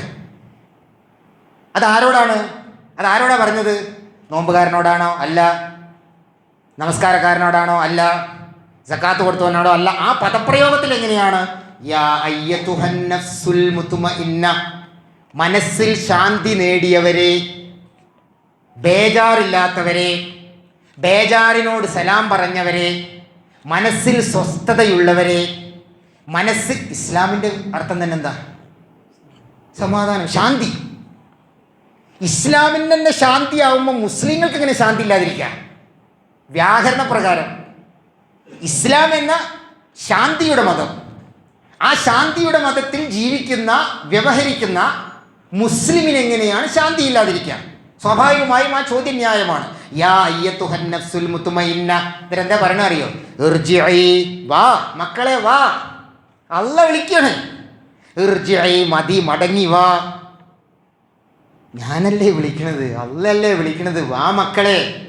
ഒരു വാപ്പ അല്ലെങ്കിൽ വല്യാപ്പ തൻ്റെ മക്കളെ വിളിക്കുന്നതിനേക്കാൾ അനേകം കോടാനുകോടി വാത്സല്യത്തോടു കൂടി അള്ളാഹ് വിളിക്കുകയാണ്. ഇർജിഇ ഇലാ റബ്ബിക് റാളിയ മർളിയ, നിങ്ങൾക്ക് എന്നെ തൃപ്തിയായില്ലേ? നിങ്ങൾക്ക് ഇന്ന ഇഷ്ടല്ലേ? അതെപ്പോഴും പരാതി തന്നെയാ? ശാന്തിയായില്ലേ? മർളിയ, ഞാൻ നിങ്ങളിൽ തൃപ്തിപ്പെട്ടിരിക്കുന്നു. ഫദ്ഖുലി ഫീ ഇബാദി വദ്ഖുലി ജന്നതി, എൻ്റെ സ്വർഗ്ഗമിതാന്ന് തുറന്നു കിടക്കുന്നു, എൻ്റെ ഉത്തമദാസന്മാരായി കടന്നുകൊള്ളൂ. അവിടെ പറഞ്ഞൊരു പ്രയോഗമാണ് യാ അയ്യത്തുഹൻ നഫ്സുൽ മുത്മഇന്ന, മനസ്സിൽ ശാന്തി നേടിയവരെ എന്ന്. അപ്പം ഈ സ്വർഗപ്രവേശത്തിന് ഒരു സാധനം ഉറപ്പായത് മനഃശാന്തി. ശാന്തി നേടണം ജീവിതത്തിൽ, സ്വസ്ഥത, ശാന്തി നേടണം. അതേ ഖുർആൻ തന്നെ പറയുന്നുണ്ട്, ഇന്നൽ ഇൻസാന ഖുലിക ഹുലൂഅ, ഇന്നൽ ഇൻസാന ഖുലിക ഹലൂഅ, മനുഷ്യനെ സൃഷ്ടിച്ചു തന്നെ ബേജാറില്ല. അള്ളാഹ് ഞാൻ പറയണത് രണ്ടും, നമ്മളിത് രണ്ടും തമ്മിൽ ചർച്ച ചെയ്യുന്നിടത്താണ് നമസ്കാരം കയറി വരുന്നത്. നമസ്കാരം പറയുന്നു നമുക്കൊക്കെ ബേജാറുണ്ടാവരുത്, ബേജാറൊക്കെ പോകണം. അത് മറ്റേതോ കവി പറഞ്ഞതുപോലെ ഇനി അയാൾക്ക് ജീവിതത്തിൽ ബേജാറൊന്നുമില്ല, കാരണം ആൾ കാറ്റുപോയി. അങ്ങനെ മരിച്ചാൽ കിട്ടുന്നൊരു സാധനമല്ല സമാധാനം. മരിച്ചാൽ പോലും സമാധാനം കിട്ടണമെങ്കിൽ ജീവിതത്തിൽ സമാധാനം ഉണ്ടാവണം. എന്നാൽ മരിച്ചാലും കിട്ടും സമാധാനം. അല്ലാണ്ട് മരിച്ചാൽ സമാധാനമായല്ലോ, അങ്ങനെയുള്ളവരാണ് മരണം തേടി പോകുന്നത്. അതല്ലേ ഇസ്ലാം നിരോധിച്ചത്. അങ്ങനെ ഒരു കാര്യം തന്നെ, മരണം തേടി പോവല്ലോ, ശാന്തി തേടി പോകണം. ഇന്നൽ ഇൻസാന ഖുലിഖ ഹലൂഅ, ബേജാറാവുന്ന രീതിയിലാണ് മനുഷ്യനെ സൃഷ്ടിച്ചിട്ടുള്ളത്. ഇദാ മസ്സഹു ശർറു ജസൂഅ, അവൻ്റെ ജീവിതത്തിൽ എന്തെങ്കിലും ഒരു ഷർറ് വന്നാൽ അവൻ ബേജാറാവും. ശരിയാണ്, മനുഷ്യൻ അള്ളാഹ് അങ്ങനെ തന്നെ ഉണ്ടാക്കിയിട്ടുള്ളതെന്ന് പറയണമല്ല. പക്ഷെ അള്ളാഹ് അതിനൊരു കണ്ടീഷൻ വെച്ചിട്ടുണ്ട്. വൈദാ മസ്സഹുൽ ഖൈറു മനുഅ, ഓൻ എന്തെങ്കിലും ഒരു ബുദ്ധിമുട്ട് വന്നാൽ ഓൻ ആകെ ബേജാറായി, വെപ്രാളായി, ആകെ ബേജാറായി. പിന്നെ അള്ളയില്ല, പടച്ചോന്നുമില്ല, ഒന്നുമില്ല, പിന്നെ എന്തൊക്കെ കാട്ടിക്കൂട്ടും. വൈദാ മസ്സഹുൽ ഖൈർ, എന്നാൽ പിന്നെ ഒരു ഖൈർ വന്നാലോ മനുഅ, അതൊട്ട് അംഗീകരിക്കില്ല, അത് മറച്ചു വെക്കും. ഇനി പലങ്ങാനും ആരെങ്കിലും അറിഞ്ഞിട്ട് അതിൻ്റെ ഷെയർ പോയെങ്കിലും വെച്ചിട്ട് എന്താ അറിയില്ല. നല്ലത് വന്നാലൊട്ട് അൽഹംദുലില്ലാ പറയൂല്ല, ഷർറ് വന്നാൽ ആകെ ബേജാറാവും ചെയ്യും. കഴിഞ്ഞോ? ഇല്ല. ഇല്ലൽ മുസല്ലീൻ, നമസ്കാരക്കാരൊഴിച്ച്. ആ ഒരു കഷ്ണം ഇല്ലെങ്കിൽ സന്ദേഹമായി. നമസ്കാരക്കാരൊഴിച്ചുള്ള ആളുകളുടെ അവസ്ഥയാണ് പറഞ്ഞത്. എന്തെന്ന്? അവർക്ക് ജീവിതത്തിൽ ശാന്തി ഉണ്ടാവില്ല, അവരെ ബേജാറാവുന്ന രീതിയിൽ. അങ്ങനെയുള്ള പടച്ചിട്ടുള്ളത്. അള്ളാഹിൻ്റെ പടപ്പ് അങ്ങനെയാണ്. നിങ്ങൾക്ക് ബേജാറുണ്ടാവും. ബേജാറ് മാറണമെങ്കിൽ നിങ്ങൾ സലയിലേക്ക് വരണം. അല്ലെങ്കിൽ ചെറിയ കാര്യം വരുമ്പോഴേക്ക് നല്ലതായാലും ചീത്തതായാലും നിങ്ങൾക്ക് പിടിച്ചു നിൽക്കാൻ കഴിയില്ല. നിങ്ങൾ ബേജാറാവും, പ്രകമ്പനം കൊള്ളും, തലങ്ങും വിലങ്ങും പായും, അവിടെ പരാജയങ്ങൾ സംഭവിക്കും, തകർന്നടിയും, പരാജിതനാവും. ഇല്ലൽ മുസല്ലീൻ. അപ്പോൾ നമസ്കാരക്കാർക്കാണ് ശാന്തി ഉണ്ടാവുക, സമാധാനം ഉണ്ടാവുക എന്ന് പറയും. നേരത്തെ പറഞ്ഞു സമാധാനക്കാർക്കാണ് സ്വർഗമുണ്ടാവുക എന്ന് പറയും. അപ്പം ഇനിയിപ്പോൾ നമ്മുടെ ഒരു ഉത്തരവാദിത്തം എന്താ വെച്ചാൽ നമ്മൾ എന്ത് തേടി പോകണം? സമാധാനം തേടി പോകണം. വസ്തഈനു ബിസ്സബ്രി വസ്സലാത്ത്, സൂറത്തുൽ ബഖറയിൽ അല്ലാഹു സുബ്ഹാനഹു വ തആല പറഞ്ഞു വസ്തഈനു ബിസ്സബ്രി വസ്സലാത്ത്. നിങ്ങൾ അല്ലാഹുവിനോട് സഹായം തേടേണ്ടതും ഏതിലൂടെയാണ്? ക്ഷമ വേണം, അതോടൊപ്പം നിസ്കാരം വേണം. അതുകൊണ്ടാണ് പ്രവാചകൻ ഇടയ്ക്കിടയ്ക്ക് പറയുമായിരുന്നു വജിലത്ത് ഖുർറത്തു ഐനി ഫിസ്സലാം, വജിലത്ത് ഖുർറത്തു ഐനി ഫിസ്സലാം. അള്ളാഹിൻ്റെ പ്രവാചകൻ പറയണ, അള്ളാഹ് എൻ്റെ കൺകുളിർമ വെച്ചിട്ടുള്ളത് എവിടെയാണെന്നറിയോ? നമസ്കാരത്തിലാണ്. എന്തായി കൺകുളിർമ? അത് കണ്ണിന് കിട്ടുന്ന സുഖമല്ലല്ലോ, അതിന് ഭാഷാ പ്രയോഗമാണല്ലോ. റബ്ബനാ ഹബ് ലനാ മിൻ അസ്വാജിനാ വദുർരിയാത്തിനാ ഖുർറത്തു അയ്ൻ. അല്ലേ, കുടുംബത്തിൽ ഭാര്യ, സന്താനങ്ങൾ, കുടുംബം, ഇവരൊക്കെ കാണുമ്പോൾ എനിക്ക് കൺകുളിർമയുണ്ടാവണേ എന്ന് അള്ളാഹിൻ്റെ പ്രവാചകൻ പ്രാർത്ഥിക്കാൻ പറഞ്ഞിട്ട് ഏറ്റവും സുന്നത്തായ പ്രാർത്ഥനകളിലൊന്ന് പരിശുദ്ധ ഖുർആൻ്റെ ആയത്തിൽ നിന്ന് എടുത്തിട്ട് വന്നത് എന്താണ്? കുടുംബത്തെ കാണുമ്പോൾ നമുക്ക് സുഖമുണ്ടാവണം, സമാധാനമുണ്ടാവണം. അള്ളാഹിൻ്റെ പ്രവാചകൻ പറയുന്നു എൻ്റെ സമാധാനം അള്ള വെച്ചത് നമസ്കാരത്തിലാണ്. വീണ്ടും പ്രവാചകൻ പറയുന്നു, അല്ലെങ്കിൽ പരിശുദ്ധ ഖുർആൻ പറയുന്നു, ഈ സമാധാനമുള്ളവർക്കാണ് സ്വർഗമുള്ളത് എന്ന് പരിശുദ്ധ ഖുർആൻ പറയുന്നു. അപ്പോൾ ഈ സമാധാനം ജീവിതത്തിൽ ഉണ്ടാക്കുക എന്നത് എങ്ങനെയാണ് എന്നതൊരു ചോദ്യം. സ്വാഭാവികമായി നമ്മുടെ വിഷയം നമസ്കാരമായതുകൊണ്ട് നിങ്ങൾക്ക് മനസ്സിലൊരു ധാരണ ഉണ്ടാവുന്നത് അത് നമസ്കാരത്തിലൂടെയാണ്. പക്ഷെ അതങ്ങനെ പോരല്ലോ, നമ്മളത് സമർത്ഥിക്കേണ്ടതുണ്ട്. അല്ലദീന ആമനൂ വതത്മഇന്ന ഖുലൂബുഹും ബിദിക്രില്ലാഹ്. ഈ തത്മഇന്നത്ത് എങ്ങനെയാണത്രേ? അതും ഖുർആൻ തന്നെ പറയണത്.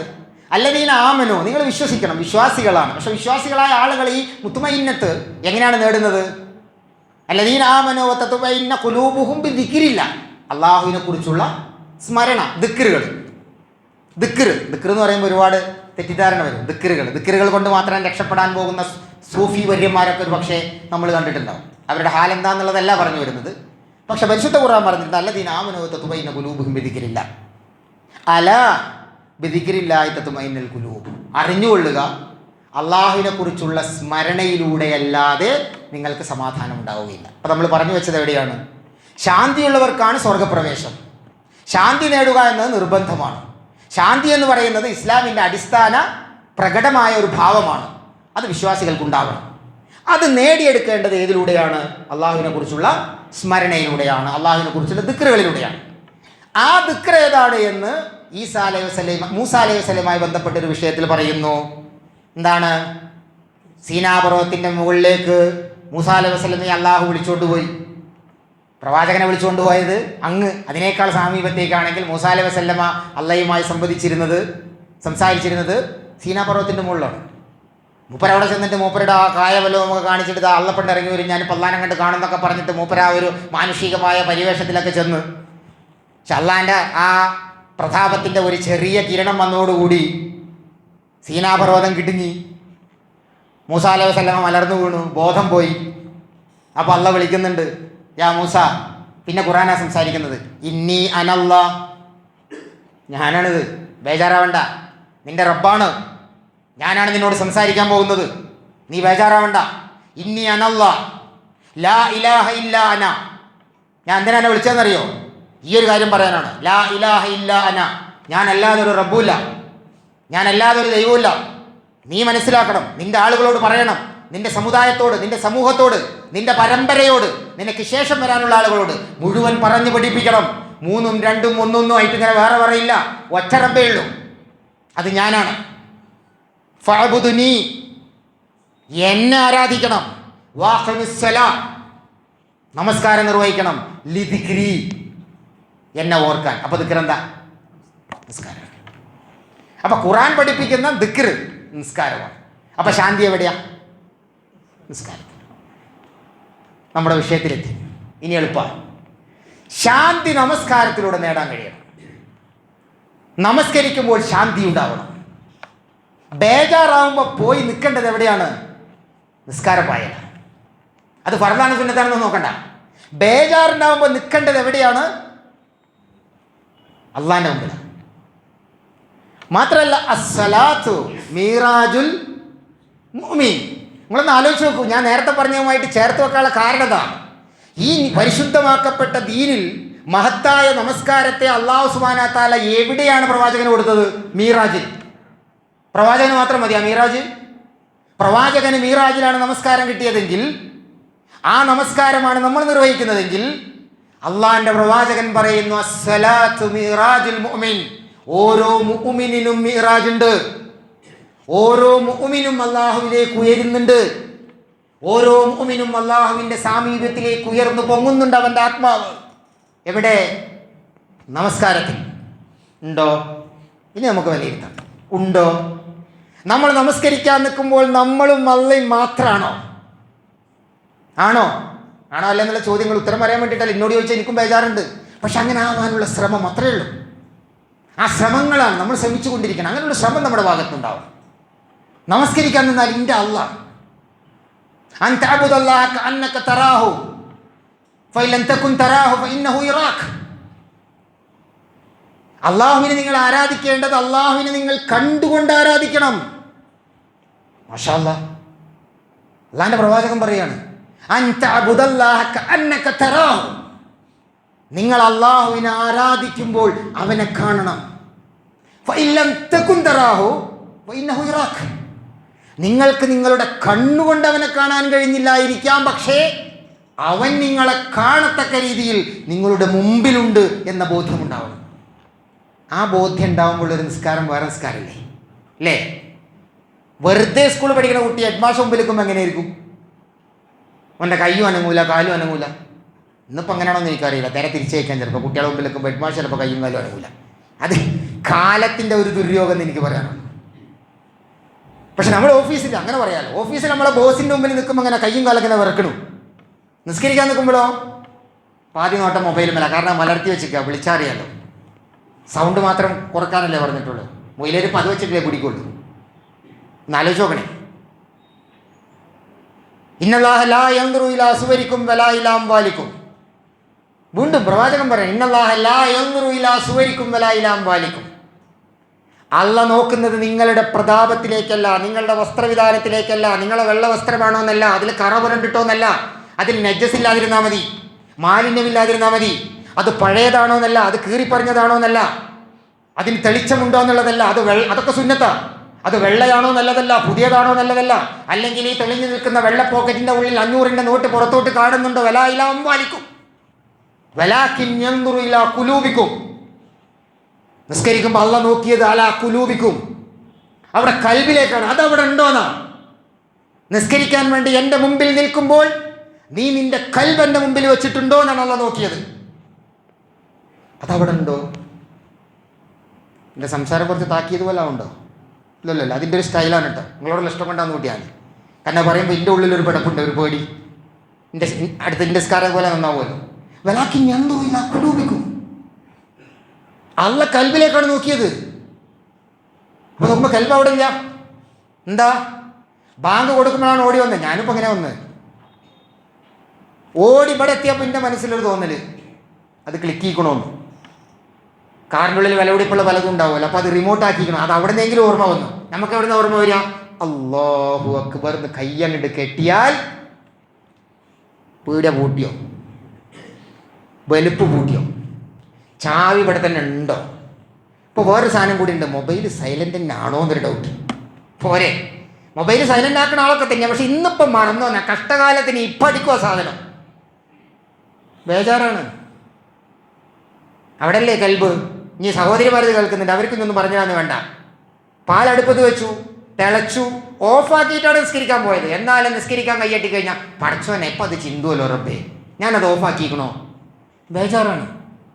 മീനവിടെ ഉണ്ടായിരുന്നു, ഞാനത് മൂടിയിക്കണോ, അതിൻ്റെ മുകളിൽ കത്തിയും വെച്ചിക്കണോ, പക്ഷേ വാതിലടച്ചിക്കണോ എന്നൊരു ഡൗട്ട്. ഇതൊക്കെ അപ്പോഴാ ഓർമ്മാവലേ. ഇതിൽ അത്ഭുതമൊന്നുമില്ല.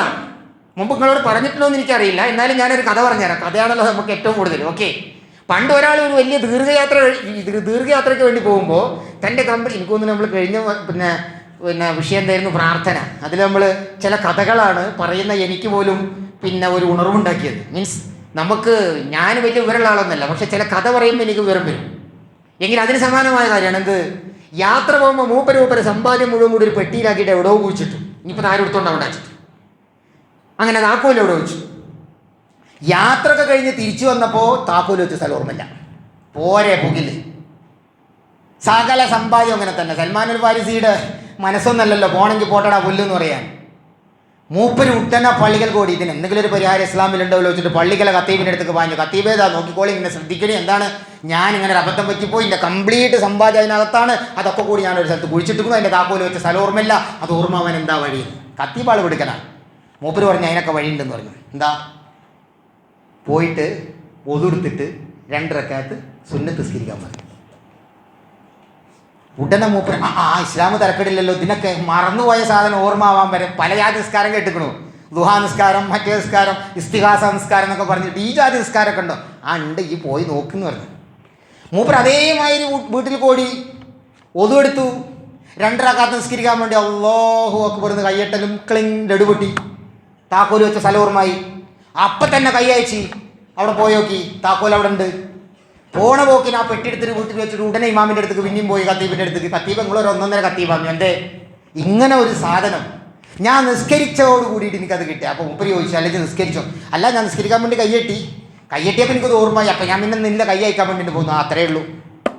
മര്യാദ കൊതുവെടുത്തിട്ട് 2 റക്അത്ത് നിസ്കരിക്കാൻ എൻ്റെ സന്തത സഹചാരിയായ ശൈത്താൻ എന്നെ സമ്മതിക്കൂല. അതെൻ്റെ വരവ് കണ്ടപ്പോൾ എനിക്ക് മനസ്സിലായിക്കണം. അതുകൊണ്ടാണ് ഞാൻ പറഞ്ഞത് പോയിട്ട് 2 റക്അത്ത് നിസ്കരിച്ചോളും. ശരിയാണ്. നമ്മൾ 2 റക്അത്ത് നിസ്കരിക്കാൻ വേണ്ടി കൈ കെട്ടിയാൽ ബേജാറാർക്കാ? ശൈത്താനിക്കാണ്. ശൈത്താൻ സമ്മതിക്കൂല. സകലമാന സാധനവും നമ്മളെ മനസ്സിലേക്ക് ഇട്ടുതരും. അതെവിടെ, ഇതെവിടെ, അതുപോയോ, ഇതുപോയോ. അതിൽ നിന്നൊക്കെ വിടുതലുണ്ടാവണം. മരിച്ച പോലാവണം. കാരണം ഇത്രമേൽ പ്രാധാന്യമുള്ളൊരു സാധനം വേറെ ചെല്ലോ. ഞാൻ ചോദിക്കട്ടെ, ഇത് മാത്രമൊന്നല്ലല്ലോ കർമ്മം. ഹജ്ജ് എല്ലാവർക്കും നിർബന്ധം ആണോ? അങ്ങനെ നിങ്ങൾ പറയൂ എന്നോട്. ഹജ്ജ് എല്ലാവർക്കും നിർബന്ധമല്ല. വിഷയമില്ലാത്തതുകൊണ്ട് കടങ്ങില്ല. സക്കാത്ത് എല്ലാവർക്കും നിർബന്ധം അല്ല. നോമ്പ് എല്ലാവർക്കും നിർബന്ധം അല്ല. വിടുതലുകളില്ലേ? നിസ്കാരത്തിന് ഒറ്റ വിടുതലേ ഉള്ളൂ. മിടിപ്പുണ്ടാവരുത്. ലവലേശം പോലും മിടിപ്പുണ്ടാവരുത്. അതുണ്ടെങ്കിൽ നിസ്കരിക്കണം. നിൽക്കാൻ വയ്യ ഇരിക്കണം, ഇരിക്കാൻ വയ്യ കിടക്കണം, അനങ്ങാൻ വയ്യ അവിടെ കിടന്ന് മനസ്സുകൊണ്ട് സുജൂദ് റുക്കൂ ഉണ്ടാവണം. ഇല്ലെങ്കിൽ ബോധമില്ലാണ്ടിരിക്കണം. മിടിപ്പുണ്ടോ? നിസ്കരിക്കണം. അത്രമേൽ പ്രാധാന്യമുള്ളൊരു നമസ്കാരത്തിന് വേണ്ടിയിട്ട് അസ്സലാത്ത് മുനാജാത്ത വരുന്നു പ്രവാചകന്റെ അടുത്ത ഡയലോഗ്. അള്ളാഹുമായിട്ടുള്ള സംസാരമാണ് നമസ്കാരം. ലോകത്ത് സംസാരിക്കുന്ന ഒറ്റ ദൈവമേ ഉള്ളൂ കേട്ടോ. സംസാരിക്കുന്ന ഒറ്റ ദൈവമേ ഉള്ളൂ. അതാരാ? അള്ളയാണ്. അള്ളാഹ് എപ്പോഴാണ് സംസാരിച്ചത്? പരിശുദ്ധ ഖുർആൻ. പരിശുദ്ധ ഖുർആൻ അള്ളാഹിൻ്റെ സംസാരം. നമ്മളെ സമീർ വടുതല സാഹിബിൻ്റെ അടുത്ത് കേട്ടത് ഞാൻ ആദ്യം മൂപ്പർ പറഞ്ഞപ്പോഴും ഞാനിപ്പോൾ ഇപ്പം തന്നെ ആൾക്കാരുടെ നെറ്റി ചൊളിഞ്ഞ പോലെ അങ്ങനെ സംസാരിക്കണ ദൈവം. യെസ്, സംസാരിക്കണ ഒറ്റ ദൈവമേ ഉള്ളൂ. അപ്പോൾ ഞാൻ സമീർ സാഹിബിനോട് ചോദിച്ചു, അതെന്താ അങ്ങനെ? അള്ളാഹ് സംസാരിച്ചതാണ്, അല്ലെങ്കിൽ അള്ളാഹുവിൻ്റെ സംസാരമാണ്, അള്ളാഹു നിങ്ങളോട് സംസാരിക്കുന്നതാണ് പരിശുദ്ധ ഖുർആൻ. കലാമുല്ലാ. എന്നാൽ വിശ്വാസി അള്ളാഹിനോട് സംസാരിക്കുന്നതാണ് ഏത്? നിസ്കാരം. നിങ്ങളൊന്ന് ആലോചിച്ച് നോക്കൂ. ഇനി ഇപ്പോൾ ഈ പറഞ്ഞതിലേക്ക് വരാം. അള്ളാഹിനോട് നമസ്കരിക്കാൻ കേട്ടോ, അള്ളാഹിനോട് സംസാരിക്കുകയാണ് എങ്ങനെ? ബാക്കി വജ്ജഹത്തൊക്കെ ഓക്കെ, വജ്ജഹത്ത് ശരിക്കും ഓതേണ്ട നിസ്കാരത്തിന് കൈയിടുന്നതിൻ്റെ മുമ്പ് എന്നുള്ള അഭിപ്രായക്കാരനാണ് ഞാൻ. ഏതായാലും നമുക്കത് പറഞ്ഞിട്ട് ഏതായാലും നിസ്കാരമുള്ള വിഷയം. അപ്പോൾ അവസാനങ്ങൾ ഇത് എങ്ങനെയാണ് ഇതൊക്കെ ഇപ്പോൾ പറഞ്ഞ പോലെ ഇപ്പോൾ ഞാൻ ഇന്നലെ വരെ നിസ്കരിച്ചൊക്കെ നിസ്കാരം തെറ്റി അതല്ലല്ലോ പറഞ്ഞു വരുന്നത്. നമുക്കിതിനൊക്കെ ഒരു വിടുതലുണ്ടാവണം. ഇപ്പോൾ എന്തൊക്കെയാണ് ശ്രദ്ധിക്കേണ്ടതെന്ന് പറയാൻ വേറെ പറയണ്ട. നമ്മളെ നമസ്കാരത്തിലേക്ക് നമുക്കൊന്ന് പിന്നെ അതിന് മുമ്പ് ഒരു കാര്യം കൂടി ചോദിക്കാം. അപ്പോൾ ഇങ്ങനെയൊക്കെ നിസ്കരിക്കുമ്പോൾ അള്ളാഹു നമ്മുടെ കൽബ് അവിടെ ഉണ്ടോ എന്ന് നോക്കുമ്പോൾ കൽബ് അവിടെ ഇല്ല. അപ്പോൾ നിസ്കാരം ആണല്ലോ പറഞ്ഞു വരുന്നത്. ഇനി കുറച്ച് സമയം ഉണ്ടെന്ന് അതുകൊണ്ട് നമ്മൾ പെട്ടെന്ന് പോകും. അപ്പോൾ നിസ്കരിച്ചു എന്നതുകൊണ്ട് മാത്രം ഒരാൾ ഇത് നിസ്കാരം പൂർത്തിയായി എന്ന് പറയാൻ കഴിയില്ല. കാരണം രണ്ട് തരം നമസ്കാരത്തെക്കുറിച്ച് പരിശുദ്ധ ഖുർആനിൽ തന്നെ പറയുന്നുണ്ട്. ഒന്നെന്താണ്? അതിമനോഹരമായിട്ട് പറയുന്നുണ്ട്, പിന്നെ ഖദ് അഫ്ലഹൽ മുഅ്മിനൂൻ, വിശ്വാസികൾ വിജയിച്ചിരിക്കുന്നു. വിശ്വാസികൾക്കാണ് വിജയം, അങ്ങനെ വായിക്കണം ശരിക്കും. അതൊക്കെ വിശ്വാസികൾ വിജയിച്ചിരിക്കുന്നു എന്നല്ല. ഖദ് അഫ്ലഹൽ മുഅ്മിനൂൻ, വിശ്വാസികൾക്ക് വിജയം ഉണ്ടാവേണ്ടതുണ്ട്. അല്ലദീന ഹും ഫീ സ്വലാത്തിഹിം ഖാശിഊൻ, നമസ്കാരത്തിൽ ഖുശൂ ഉണ്ടാവണം. ആ ഖുശൂവിനെ കുറിച്ചാണ് ഈ പറയുന്നത്. നേരത്തെ പറഞ്ഞ നിധി നഷ്ടപ്പെട്ടു പോയവൻ നിസ്കരിച്ചപ്പോൾ സാധനം ഓർമ്മ വന്ന് നിസ്കാരത്തിൽ എന്തുണ്ടായില്ല? ഖുശൂ ഉണ്ടായില്ല. അള്ളാഹുവിനോട് കാണിക്കേണ്ടുന്ന ഒരു ഭയപ്പാട് അതുണ്ടായില്ല. അള്ളാഹ് എൻ്റെ കൽബിലേക്ക് നോക്കുമ്പോൾ കൽബ് അവിടെ ഉണ്ട് എന്ന് അള്ളാഹുവിന് കാണിച്ചു കൊടുക്കാൻ കഴിഞ്ഞില്ല. അതുകൊണ്ടാണ് പരിശുദ്ധ ഖുർആൻ വേറെ സ്ഥലത്ത് ഇങ്ങനെ പറഞ്ഞത്, ഫവൈലുൽ ലിൽ മുസല്ലീൻ, നമസ്കാരക്കാരെ നിങ്ങൾക്ക് നാശം. അത് നമുക്ക് അങ്ങനെ കളയാൻ കഴിയില്ല. ഫവൈലുൽ ലിൽ മുസല്ലീൻ. എന്നിട്ട് പിന്നെ യത്തീമുകൾക്ക് ഭക്ഷണം കൊടുക്കാത്തതിനെ കുറിച്ചൊക്കെ പറയുന്നുണ്ട്. പക്ഷെ അതിന് മുമ്പ് പറഞ്ഞൊരു ചെറിയൊരു കഷ്ണം ഉണ്ടല്ലോ, എന്താണ്?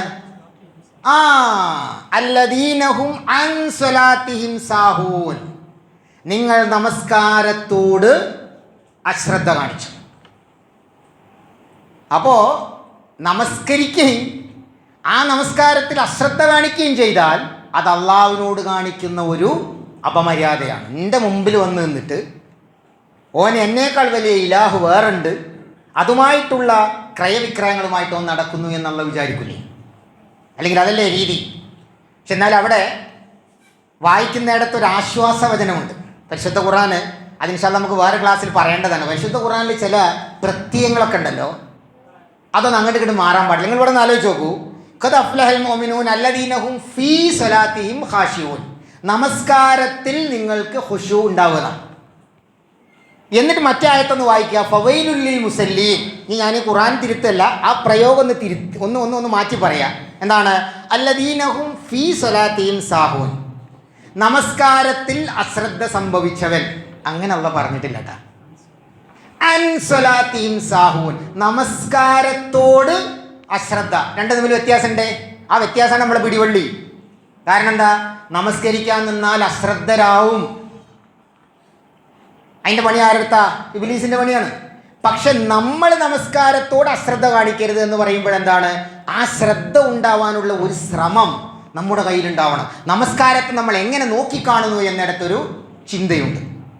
അപ്പം അതുകൊണ്ട് നമസ്കാരത്തിൻ്റെ പേരിൽ ഞാൻ നാശത്തിലാണ് എന്ന് ഈ പരിശുദ്ധ ആയത്ത് വെച്ചുകൊണ്ട് നമ്മളാരും ബേജാറാവേണ്ടതില്ല. കാരണം നമസ്കാരത്തോടുള്ള നമ്മുടെ സമീപനം നന്നാക്കിയാൽ മതി, ബാക്കി തന്നെ നന്നായിക്കോളും. അത് അള്ളാഹ് ഏറ്റെടുത്ത കാര്യമാണ്. അപ്പോൾ അതുകൊണ്ട് ഇന്നിപ്പോൾ നമ്മൾ ഈ ക്ലാസ്സിൽ ഇരുന്നതിന് ശേഷം പാകുള്ള ബേജാറ് എന്താ വെച്ചാൽ എൻ്റെ നിസ്കാരം പാത്തിലുള്ള റബ്ബേ ഇതുവരെ നിസ്കരിച്ചൊക്കെ അശ്രദ്ധ ഇനി വരാൻ പോകണം. അങ്ങനെയല്ല. നമ്മുടെ അശ്രദ്ധ അത് നിസ്കാരത്തിൻ്റെ ഭാഗമാണ്. കാരണം ശൈത്താൻ എന്ന് പറയുന്ന ഒരു ഇടപെടലുകാരനുണ്ട്. പക്ഷേ അവനുമായിട്ട് നമ്മൾ സന്ധി ചെയ്യാതെ നമ്മുടെ സദാ ശ്രമം ഉണ്ടായിക്കൊണ്ടേയിരിക്കണം. അതിനാണ് ഹുദൂറുൽ കൽബ് എന്ന് പറയുന്നത്.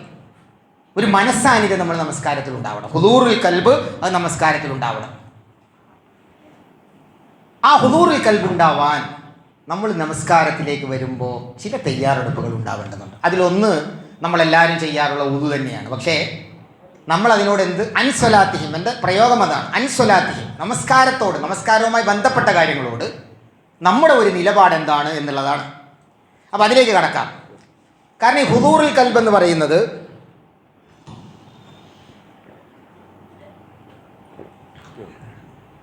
ഹുദൂറുൽ ഖൽബ് എന്ന് പറയുന്നത് പ്രവാചകൻ തന്നെ പറഞ്ഞിട്ടുണ്ട്. എന്താ അറിയോ?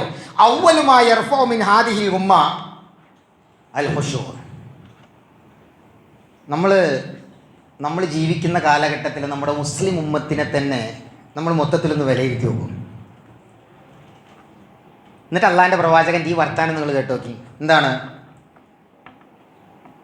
അവ്വലുമായ യർഫഉ മിൻ ഹാദിഹിൽ ഉമ്മ, ഈ ഉമ്മത്തിൻ്റെ കയ്യിൽ നിന്ന് ആദ്യം നഷ്ടപ്പെടൽ മറ്റൊരു പ്രയോഗമാണ് പ്രവാചകൻ്റെ. എന്താണ്?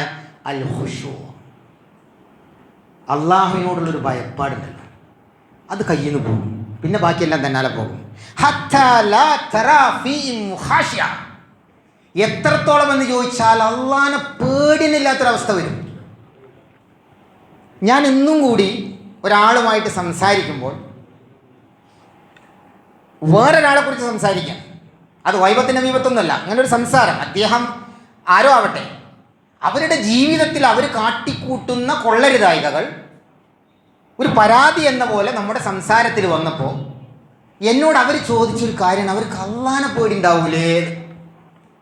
കാരണം ആള് പണ്ഡിതനാണ്, പ്രഗത്ഭനാണ്, പ്രശസ്തനാണ്, എല്ലാമാണ്.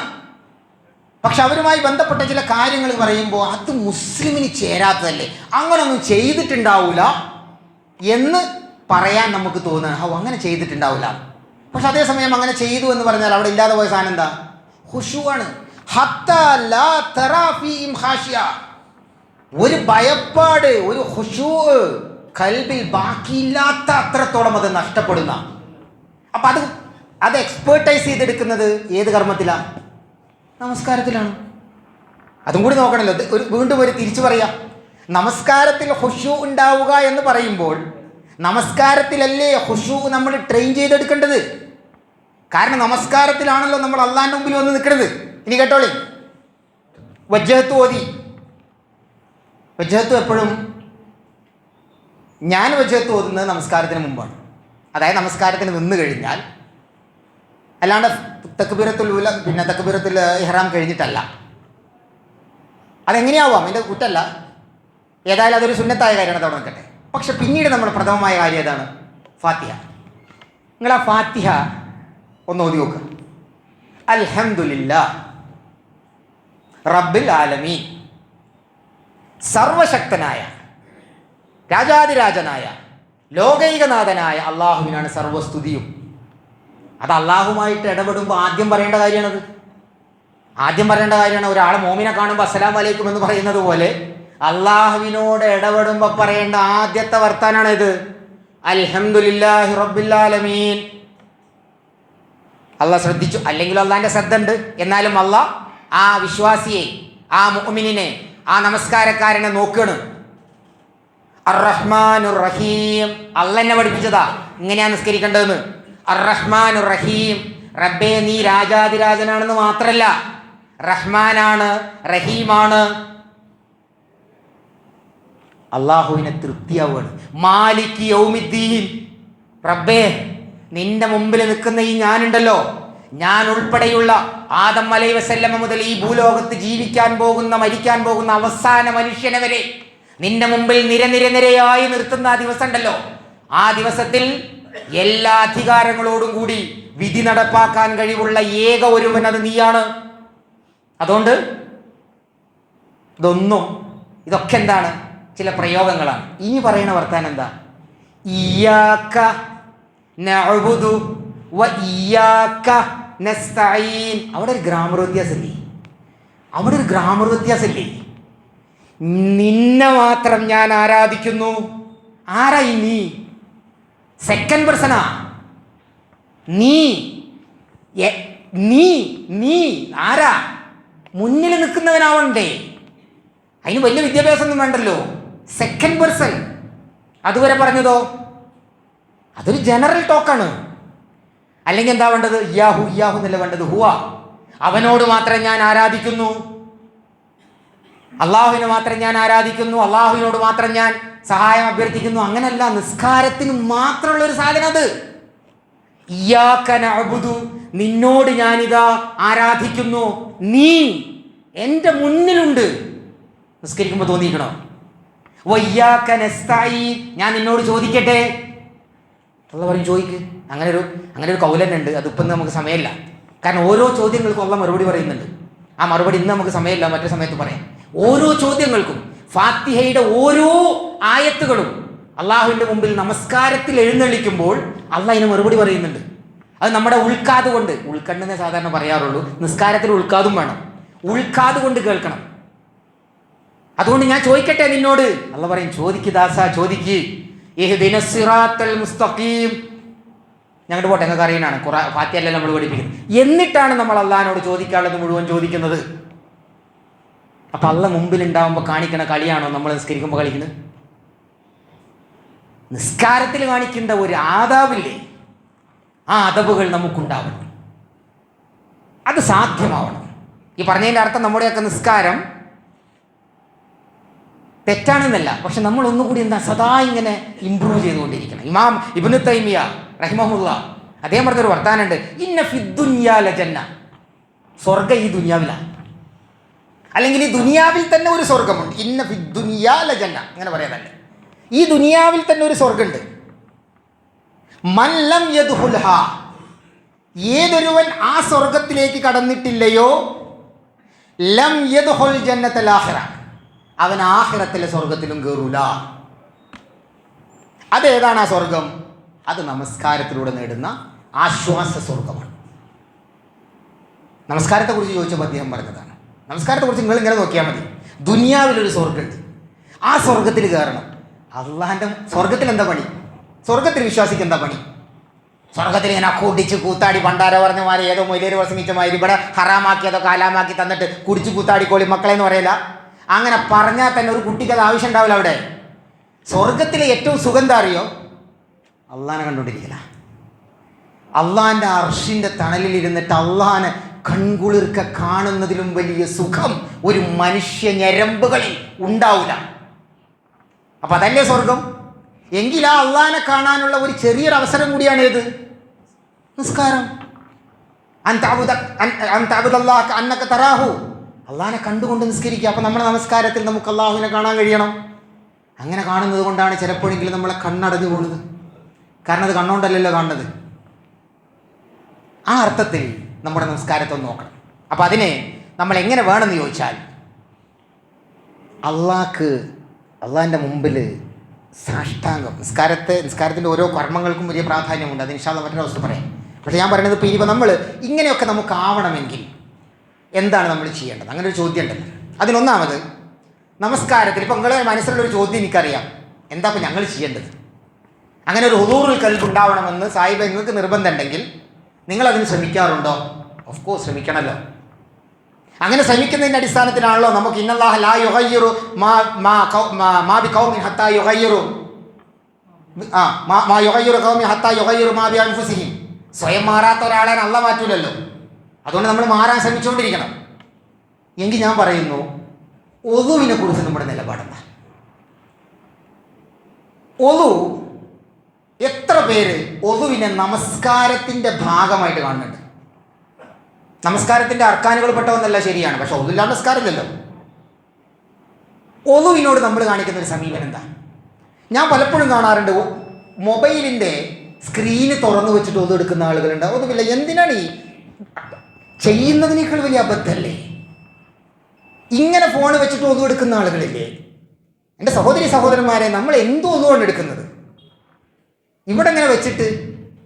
എന്നിട്ട് ഒളു എടുത്തു കഴിഞ്ഞിട്ട് നമസ്കാരത്തിലേക്ക് വരുമ്പോൾ സംസാരിച്ചു കൊണ്ടിരിക്കുക. കാരണം എന്താ? ഞാൻ നിസ്കാരത്തിലേക്ക് എത്തിയിട്ടില്ലല്ലോ എന്നാ ഞാൻ പറയണം. മാറ്, അങ്ങനെയുള്ള ഒരാൾ മാറ്റൂല. എന്താ? നമ്മൾ മാറാൻ തയ്യാറാവാണ്. ഞാൻ തീരുമാനിക്കുകയാണ്, ഒളു എൻ്റെ നിസ്കാരത്തിൻ്റെ ഭാഗം. അത്ര വലിയ പ്രാധാന്യം ഉണ്ടോ എന്ന് ചോദിച്ചാൽ അതറിയാൻ വളരെ എളുപ്പമാണ്. എങ്ങനെ നിസ്കരിക്കണമെന്ന് പരിശുദ്ധ ഖുർആനിൽ പറഞ്ഞിട്ടില്ല, പക്ഷെ എങ്ങനെ ഒളു എടുക്കണമെന്ന് അര പേജുള്ളൊരായത്തുണ്ട്. യാ അയ്യുഹല്ലദീന ആമനൂ ഇദാ ഖുംതും ഇലസ്സലാത്തി ഫഗ്സിലൂ വുജൂഹക്കും വഅയ്ദിയക്കും ഇലൽ മറാഫിഖി വംസഹൂ ബിറുഊസിക്കും വഅർജുലക്കും ഇലൽ കഅബൈൻ. ഒറ്റ ശാസ്ത്രം പാടണം. അതിലുണ്ട് കുറേ. ഒളു എടുക്കുക. നീ ഒളുവിൻ്റെ അർത്ഥം എന്താ? ശുദ്ധീകരിക്കുന്ന. അങ്ങനെയാണെങ്കിൽ ക്ലാസ്സിൽ എന്നല്ല പറയുന്നത്. അല്ല, അന്വേഷിക്കാമല്ലോ നമുക്ക്. ഒളു എടുക്കാതെ നിസ്കാരമില്ല തരാം. അപ്പം എന്താ ഒളു? ഒളു എന്ന് പറഞ്ഞാൽ വെട്ടിത്തിളങ്ങുന്ന അർത്ഥം. എന്താണ് ഒതുവിലൂടെ വെട്ടിത്തിളങ്ങുന്നത്? ഖൽബ്. ആ വെട്ടിത്തിളങ്ങുന്ന ഖൽബിന്റെ വെളിച്ചമാണ് അള്ളാഹുവിന്റെ പ്രകാശവുമായി ചേരേണ്ടത് നമസ്കാരത്തിൽ. വെട്ടിത്തിളങ്ങുന്ന ഖൽബുമായിട്ട് നമസ്കാരത്തിലേക്ക് പ്രവേശിക്കാൻ കഴിയണം. പാപങ്ങള്, മാലിന്യങ്ങളോടൊപ്പം തന്നെ ജീവിതത്തിൽ സംഭവിച്ചു പോയ പാപങ്ങൾ ഓരോന്നും തുള്ളി തുള്ളിയായി തൻ്റെ ഈ കണങ്കയിൻ്റെ ഓരോ തുള്ളിയിലൂടെയും പാപങ്ങൾ ഇറ്റി വീഴുന്നതായി വിഭാവനം ചെയ്യാൻ വിശ്വാസിക്ക് സാധിക്കണം. എന്നിട്ടാണ് നിസ്കാരത്തിലേക്ക് വരുന്നത്. അപ്പോൾ ഒതുവിൽ നിന്ന് തുടങ്ങണം. ഇനി ഒതു വെള്ളം ആവശ്യം, അതാണ് ഒതുവിന് വെള്ളം ആവശ്യമില്ല. ഒതു പറയുമ്പോൾ അതും കൂടി പറയണല്ലോ. ജനാപത്തുണ്ടെങ്കിൽ പോലും വെള്ളം ആവശ്യമില്ലാതെ നിസ്കാരത്തിലേക്ക് പ്രവേശിക്കാനുള്ള വഴി, ജനാപത്തുണ്ടെങ്കിൽ കുളിക്കാതെ എങ്ങനെ നിസ്കരിക്കാന്ന് ചോദിച്ചാൽ വെള്ളമില്ലാത്തൊരു സ്ഥലത്ത് നിസ്കരിക്കാതിരിക്കലല്ലോ. അതും ആ ആയത്തിലുണ്ട്. വൈൻകുന്തും ജുനുബൻ ഫത്തഖറു വൈൻകുന്തും മർലാഉ അലാ സഫരിൻ ഔ ജാ അഹദും മിൻകും മിനൽ ഗായിത് ഔ ലാമസ്തുൻ നിസാ ഫലം തജിദൂ മാഅൻ ഫതയമ്മമു സഈദൻ ത്വയ്യിബൻ ഫംസഹു ബിവുജൂഹിക്കും വഅയ്ദിയക്കും. ഒതു എടുക്കാൻ പഠിപ്പിക്കുകയാണ് ഒരു വലിയ ആയത്ത്. വേറെ എന്തൊക്കെ പറയാണ്ട് ഖുർആനിൽ ഇത്രമേൽ പ്രാധാന്യത്തോട് കൂടിയിട്ട് ഒതുവിനെ പരിശുദ്ധ ഖുർആനിൽ പറഞ്ഞിട്ടുണ്ടെങ്കിൽ ആ പ്രാധാന്യം ഒതുവിന് നമ്മൾ കൊടുക്കണം.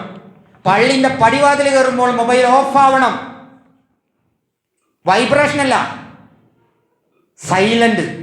പറ്റുമെങ്കിൽ എയറോപ്ലെയിൻ മോഡ്. നിങ്ങൾ വലിയ ബിസിനസ്സുകാരനാണ് ഞാനും നിങ്ങളൊക്കെ എങ്കിൽ കോള് മിസ്സാവാതിരിക്കാൻ സൈലന്റ് ആക്കുക. അനങ്ങരുത്. മൊബൈലല്ല നമ്മൾ നിയന്ത്രിക്കുന്നത്.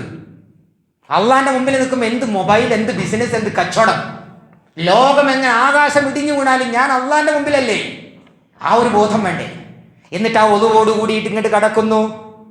ബിസ്മില്ലാ വസ്സലാത്തു വസ്സലാമു അലാ റസൂലില്ലാ. അള്ളാന്റെ പ്രവാചകൻ പറഞ്ഞല്ലോ നിങ്ങൾ എങ്ങനെ നിസ്കരിക്കണം എന്നറിയോ? ഞാൻ നിസ്കരിക്കണ പോലെ. അതിലൊരു വിട്ടുവീഴ്ചയില്ല. അതാണ് വസ്സലാത്തു വസ്സലാമു അലാ റസൂലില്ലാ. അള്ളാന്റെ പ്രവാചകൻ കാണിച്ചെന്ന വഴിയിലാണ് ഞാനിതാ. അല്ലാഹു മഗ്ഫിർലി ദുനൂബി. ഒരു പ്രാർത്ഥന ഉണ്ടല്ലോ. ആ പ്രാർത്ഥനയൊക്കെ ചെല്ലുമ്പോൾ നമ്മളെങ്ങനെ ബിസ്മില്ലാഹി വസ്സലാത്തു വസ്സലാമു അലാ റസൂലില്ലാ അല്ലാഹു മഗ്ഫിർലി ദുനൂബി വഫ്തഹ് ലി അബ്വാബ. പ്രാർത്ഥന ഇങ്ങനെ ഉരുവിട്ട് പോവാണ്. ആ ഉരുവിടലുകളുടെ ലഫ്ലുകൾക്കെല്ലാം പ്രാധാന്യം അത് നമ്മൾ ഉൾക്കൊള്ളുന്നുണ്ട്. റബ്ബേ നിന്റെ ഇഫ്താഹ് അബ്വാബ, നിന്റെ അബ്വാബ് റഹ്മ, കാരുണ്യത്തിന്റെ കവാടങ്ങൾ എൻ്റെ മുമ്പിൽ തുറക്കണം. അത് നമ്മളിങ്ങനെ കാണണം. എന്താ? ഞാൻ പള്ളിയിലേക്ക് കയറുമ്പോൾ അള്ളാഹിൻ്റെ കാരുണ്യത്തിന്റെ കവാടങ്ങൾ എൻ്റെ മുമ്പിൽ ഇങ്ങനെ തുറക്കണു. അള്ളാഹിൻ്റെ പാപങ്ങളൊക്കെ പുറത്തു തരണു. അങ്ങനെ പള്ളിയിലേക്ക് കണ്ട് കയറണു. നേരെ കണ്ട് വരണം ആ മുക്കിയിൽക്കല്ല, ഇവിടേക്ക് ഒഴിവുള്ള ഏറ്റവും ആദ്യത്തെ സൊഫിലേക്ക്. എന്തിനാ അവിടെ ഇരിക്കണമെന്ന് അറിയാം? ആദ്യം എണീച്ച് പായാനാ. അപ്പം സംസ്കരിക്കാനാ വന്നത്, അതാ പോവാനാ വന്നത്. ഞാൻ HR മാനേജർ, അതുകൊണ്ട് പലപ്പോഴും പറയാറുണ്ട് ചില ആൾക്കാർ ജോലി കിട്ടുന്നതിൻ്റെ ലീവ് എടുക്കണം. പലപ്പോഴും പറയാറുണ്ട് ജോലിക്കിട്ട് കയറി കഴിഞ്ഞാൽ പിന്നെ ഒരു ലീവിനെ കുറിച്ചാണ്, അടുത്ത വെക്കേഷൻ അപ്പം ലീവ് പ്ലാൻ ചെയ്യല എന്ന പോലെ. നമ്മൾ പള്ളിയിലേക്ക് കയറുന്നത് തിരിച്ചു പോകാനല്ല, വന്നത് തിരിച്ചു പോകാനല്ല എന്ന മുദ്രാവാക്യം ഉണ്ടല്ലോ രാഷ്ട്രീയക്കാർ വിളിക്കുന്നത്. നമ്മൾ മനസ്സിനോട് പറയണം ഞാൻ വന്നത് തിരിച്ചു പോകാനല്ല. പോവാൻ വിട്ടാൽ ഞാൻ പോകും, ഇല്ലെങ്കിൽ ഇവിടെ കിടന്ന് വരിക്കും അള്ളാന്റെ മുമ്പിൽ കിടന്നിട്ട്. കാരണം ഞാൻ വന്ന അള്ളാന്റെ മുമ്പിലേക്കാണ്, പോവാനല്ല വന്നത്. അതുകൊണ്ട് ആ മുക്ക്, ആ സൈഡ്, ആ ചാരിയിരിക്കലൊന്നുമല്ല. അങ്ങനെ വെറുതെ പള്ളിയിലിരുന്നാൽ കൂലി കിട്ടുമെങ്കിലും വെറുതെ പള്ളിയിലിരുന്നാൽ സ്വർഗത്തിലാവുന്നുണ്ടെങ്കിൽ ഈ തൂണും ഈ മൈക്കും ഈ സ്റ്റേജിൽ ഇരിക്കുന്ന സാധനങ്ങളൊക്കെ സ്വർഗത്തിലാവണ്ടേ? കാരണം സദാ പള്ളിയിലല്ലേ. ഖുശൂ അത് അവിടെ ഉണ്ടാവില്ല, അത് മനുഷ്യനെ ഉണ്ടാവും. ഹുദൂറുൽ ഖൽബ് അത് അവിടെ ഉണ്ടാവില്ല, അത് മനുഷ്യനെ ഉണ്ടാവും, വിശ്വാസിക്കേ ഉണ്ടാവും. അതുകൊണ്ട് ഒതു ഒരു പ്രശ്നം തന്നെയാണ്. മാത്രല്ല ഒതുവിനെ കുറിച്ച് ഉമർ ഫാറൂഖ് റളിയല്ലാഹു അൻഹുവിലൂടെ റിപ്പോർട്ട് ചെയ്യപ്പെട്ടൊരു ഹദീസ് ഉണ്ട്. ആ ഹദീസ് മനസ്സിൽ വെച്ചിട്ട് ഒതു എടുത്താൽ ഹുദൂറുൽ ഖൽബ് താനെ വരും. എന്താ? മൻ തവദ്ദഅ. അള്ളാന്റെ പ്രവാചകൻ പറഞ്ഞതായിട്ട് ഉമർ ഫാറൂഖ് റളിയല്ലാഹു അൻഹുവിലൂടെ റിപ്പോർട്ട് ചെയ്യപ്പെട്ട ഒരു ഹദീസാണ്. മൻ തവദ്ദഅ, ഒരാൾ ഒതു എടുക്കുന്നു, ഫഅഹ്സനൽ വുദൂ, വുദൂഇൽ അവൻ ഇഹ്സാൻ ഉണ്ടാക്കുന്നു, നല്ല ഒതു. ഇങ്ങനെ അകലല്ല, നല്ല ഒതു.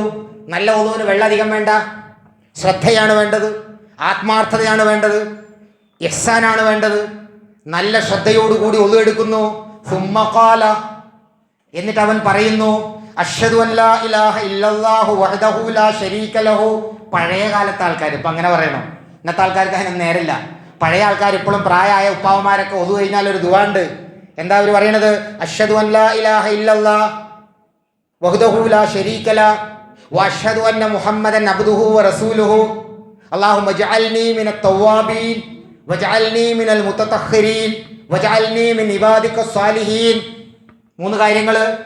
അല്ലാഹുമ്മ ജഅൽനീ മിനൽ തവ്വാബീൻ, റബ്ബേ എന്നെ തൗബ ചെയ്ത് മടങ്ങുന്നവരുടെ കൂട്ടത്തിൽ ഉൾപ്പെടുത്തണേ. വജഅൽനീ മിനൽ മുതതഹ്ഹിരീൻ, ശുദ്ധീകരിക്കപ്പെടുന്ന ആളുകളുടെ കൂട്ടത്തിൽ എന്നെ നീ ഉൾപ്പെടുത്തണേ. വജഅൽനീ മിൻ ഇബാദിക സ്വാലിഹീൻ, സ്വാലിഹായ നിന്റെ ഇബാദത്തുകളിൽ എന്നെ ഉൾപ്പെടുത്തണേ. അങ്ങനെ ചെയ്താൽ ഫുതിഹത് ലഹു, അവന്റെ മുമ്പിൽ അല്ലാഹു തുറക്കും സമാനിയത്ത് അബ്വാബുൽ ജന്ന, 8 വാതിലുകൾ, സ്വർഗത്തിന്റെ 8 വാതിലുകൾ. ഈ ഹദീസിലാണ് 8 വാതിൽ എന്ന് പറഞ്ഞത്. സാധാരണ 7 വാതിലുകൾ എന്ന് പറഞ്ഞ് കേട്ടിട്ടുണ്ട്. നിങ്ങളൊന്ന് ആലോചിച്ച് നോക്കൂ. പ്രവാചകനെ തെറ്റുപറ്റുന്നതല്ലല്ലോ. ഒരു പ്രവാചകന്റെ രീതി എങ്ങനെയാണ്? ഒരു കാര്യത്തെക്കുറിച്ച് സംസാരിക്കുമ്പോൾ അതിൻ്റെ എല്ലാ കാമ്പും തരും. എന്ന് വെച്ചാൽ 8ാമത് ഒരു വാതിലും കൂടി ചേർത്ത് 8 വാതിലുകൾ നിങ്ങളുടെ മുമ്പിൽ തുറക്കും. യദ്ഖുലുഹു മിൻ അയ്യിഹാ ശാ, ഇഷ്ടമുള്ള കൂടെ കയറിക്കോളി. ഒതുവാണ്, നിസ്കരിക്കാൻ വന്നിട്ടുള്ളൂ അല്ലേ? ആ ഒതുവിനോടല്ലേ നമ്മൾ ഈ കാണിക്കുന്നത്? ഞാൻ നിങ്ങളെയല്ല പറയുന്നത്, നമ്മുടെ ആളുകൾ, അവരോട് നമ്മൾ പറയണ്ടേ, സുഹൃത്തെ നിങ്ങൾ നിസ്കരിക്കാൻ തുടങ്ങിയിട്ടില്ല, ശരിയാണ്. പക്ഷെ നിസ്കാരത്തിലേക്ക് നടന്നു തുടങ്ങുന്നതിന് മുമ്പ് 8 വാതിലുകൾ നിങ്ങളുടെ മുമ്പിൽ തുറന്നിട്ട് നിങ്ങൾ കാണണ്ടേ? അത്രമേൽ പ്രസക്തി, അത്രമേൽ പ്രാധാന്യം നമുക്ക് ഒതുവിനുണ്ട്. എന്നിട്ട് അങ്ങനെ വന്നു അല്ലേ? തന്നെയല്ലേ പറയേണ്ടത്? വന്നു, നമ്മൾ നിസ്കരിക്കാൻ നിന്നു. നിസ്കരിക്കാൻ സുന്നത്ത് നിസ്കാരമാണെങ്കിൽ അത് നിസ്കരിച്ചു. നമ്മൾ ഫർള് നിസ്കാരത്തെ കുറിച്ച് പറയാം. ഫർള് നിസ്കാരത്തിന് ഇഖാമത്ത് കൊടുത്തിരിക്കുന്നു. ഇന്നമൽ അഅ്മാലു ബിന്നിയാത്ത്, നെയ്യത്ത് നിർബന്ധം. അപ്പോൾ നെയ്യത്ത് വെച്ചു. നെയ്യത്തിൻ്റെ കാര്യത്തിൽ നിങ്ങൾക്ക് ഇഷ്ടമുണ്ടാവുമെന്നറിയില്ല. എന്താണ് സല്ലി ഫർള് സ്വലാത്തി സല്ലല്ലാഹി തആല സല്ലി ഫർള് സ്വലാത്തി, അങ്ങനെ ഒരു ചൊല്ലുണ്ട്. അത് വേണ്ടാന്നല്ല ഞാൻ പറയുന്നത്. പക്ഷേ അത് ചൊല്ലുമ്പോൾ എനിക്കതറിയില്ല. ഞാൻ പറഞ്ഞാൽ എനിക്കതറിയില്ല. പണ്ട് ചെറുപ്പകാലത്ത് പഠിച്ചിട്ടുണ്ട്, എനിക്കറിയില്ല അല്ല, ഞാനത് ചെല്ലാറില്ല. മറിച്ച് നെയ്യത്തെന്ന് പറഞ്ഞാൽ എന്താണ്? ഉദ്ദേശിക്കലാണ്.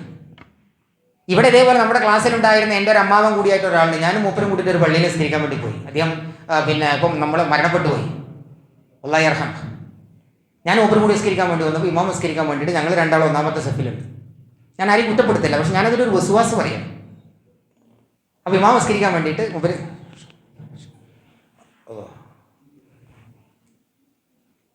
പിന്നെ ഒന്നുകൂടി. ഈ സമയത്തൊക്കെ മൂപ്പരും ഞാനും ഇങ്ങനെ ആക്കുന്നുണ്ട്. കാരണം ഇമാമിൻ്റെ കൂടെ ചേരാൻ വേണ്ടിയിട്ടാണ്. മൂപ്പര് തന്നെ കെട്ടുന്നില്ല. അപ്പം ഉണ്ടാക്കുന്നൊരു അസ്വസ്ഥത ഉണ്ടല്ലോ, അത് എത്രക്കും ഒരു മൂപ്പർക്ക് അസ്വസ്ഥത ഉണ്ടാവും. അപ്പം ഒരു നെയ്യത്ത് മൂപ്പർക്ക് തെറ്റിയത് മുഴുവൻ ഈ എന്താണ്? ഈ ലഫ്ലുകളാണ്. ആ ലഫ്ലുകൾ നല്ല ഉറപ്പും നല്ല എക്സ്പേർട്ടോടെ നിങ്ങൾ ചൊല്ലിക്കോളി. പക്ഷെ ചൊല്ലുന്നതോടൊപ്പം എന്ത് വേണം? അതിൻ്റെ കൂടെ പോകണം. സല്ലി ഫർളു സ്വലാത്തി, ഇത് ഫർളായ സലാത്ത് നിസ്കാരമാണ്, ഞാൻ അള്ളാഹുവിൻ്റെ മുമ്പിലാണ് നിൽക്കുന്നതെന്നൊക്കെ ബോധം ഉണ്ടാവാൻ വേണ്ടി അന്നത്തെ കാലത്തും ആളുകൾ നമ്മളെ പഠിപ്പിച്ചതാണ്.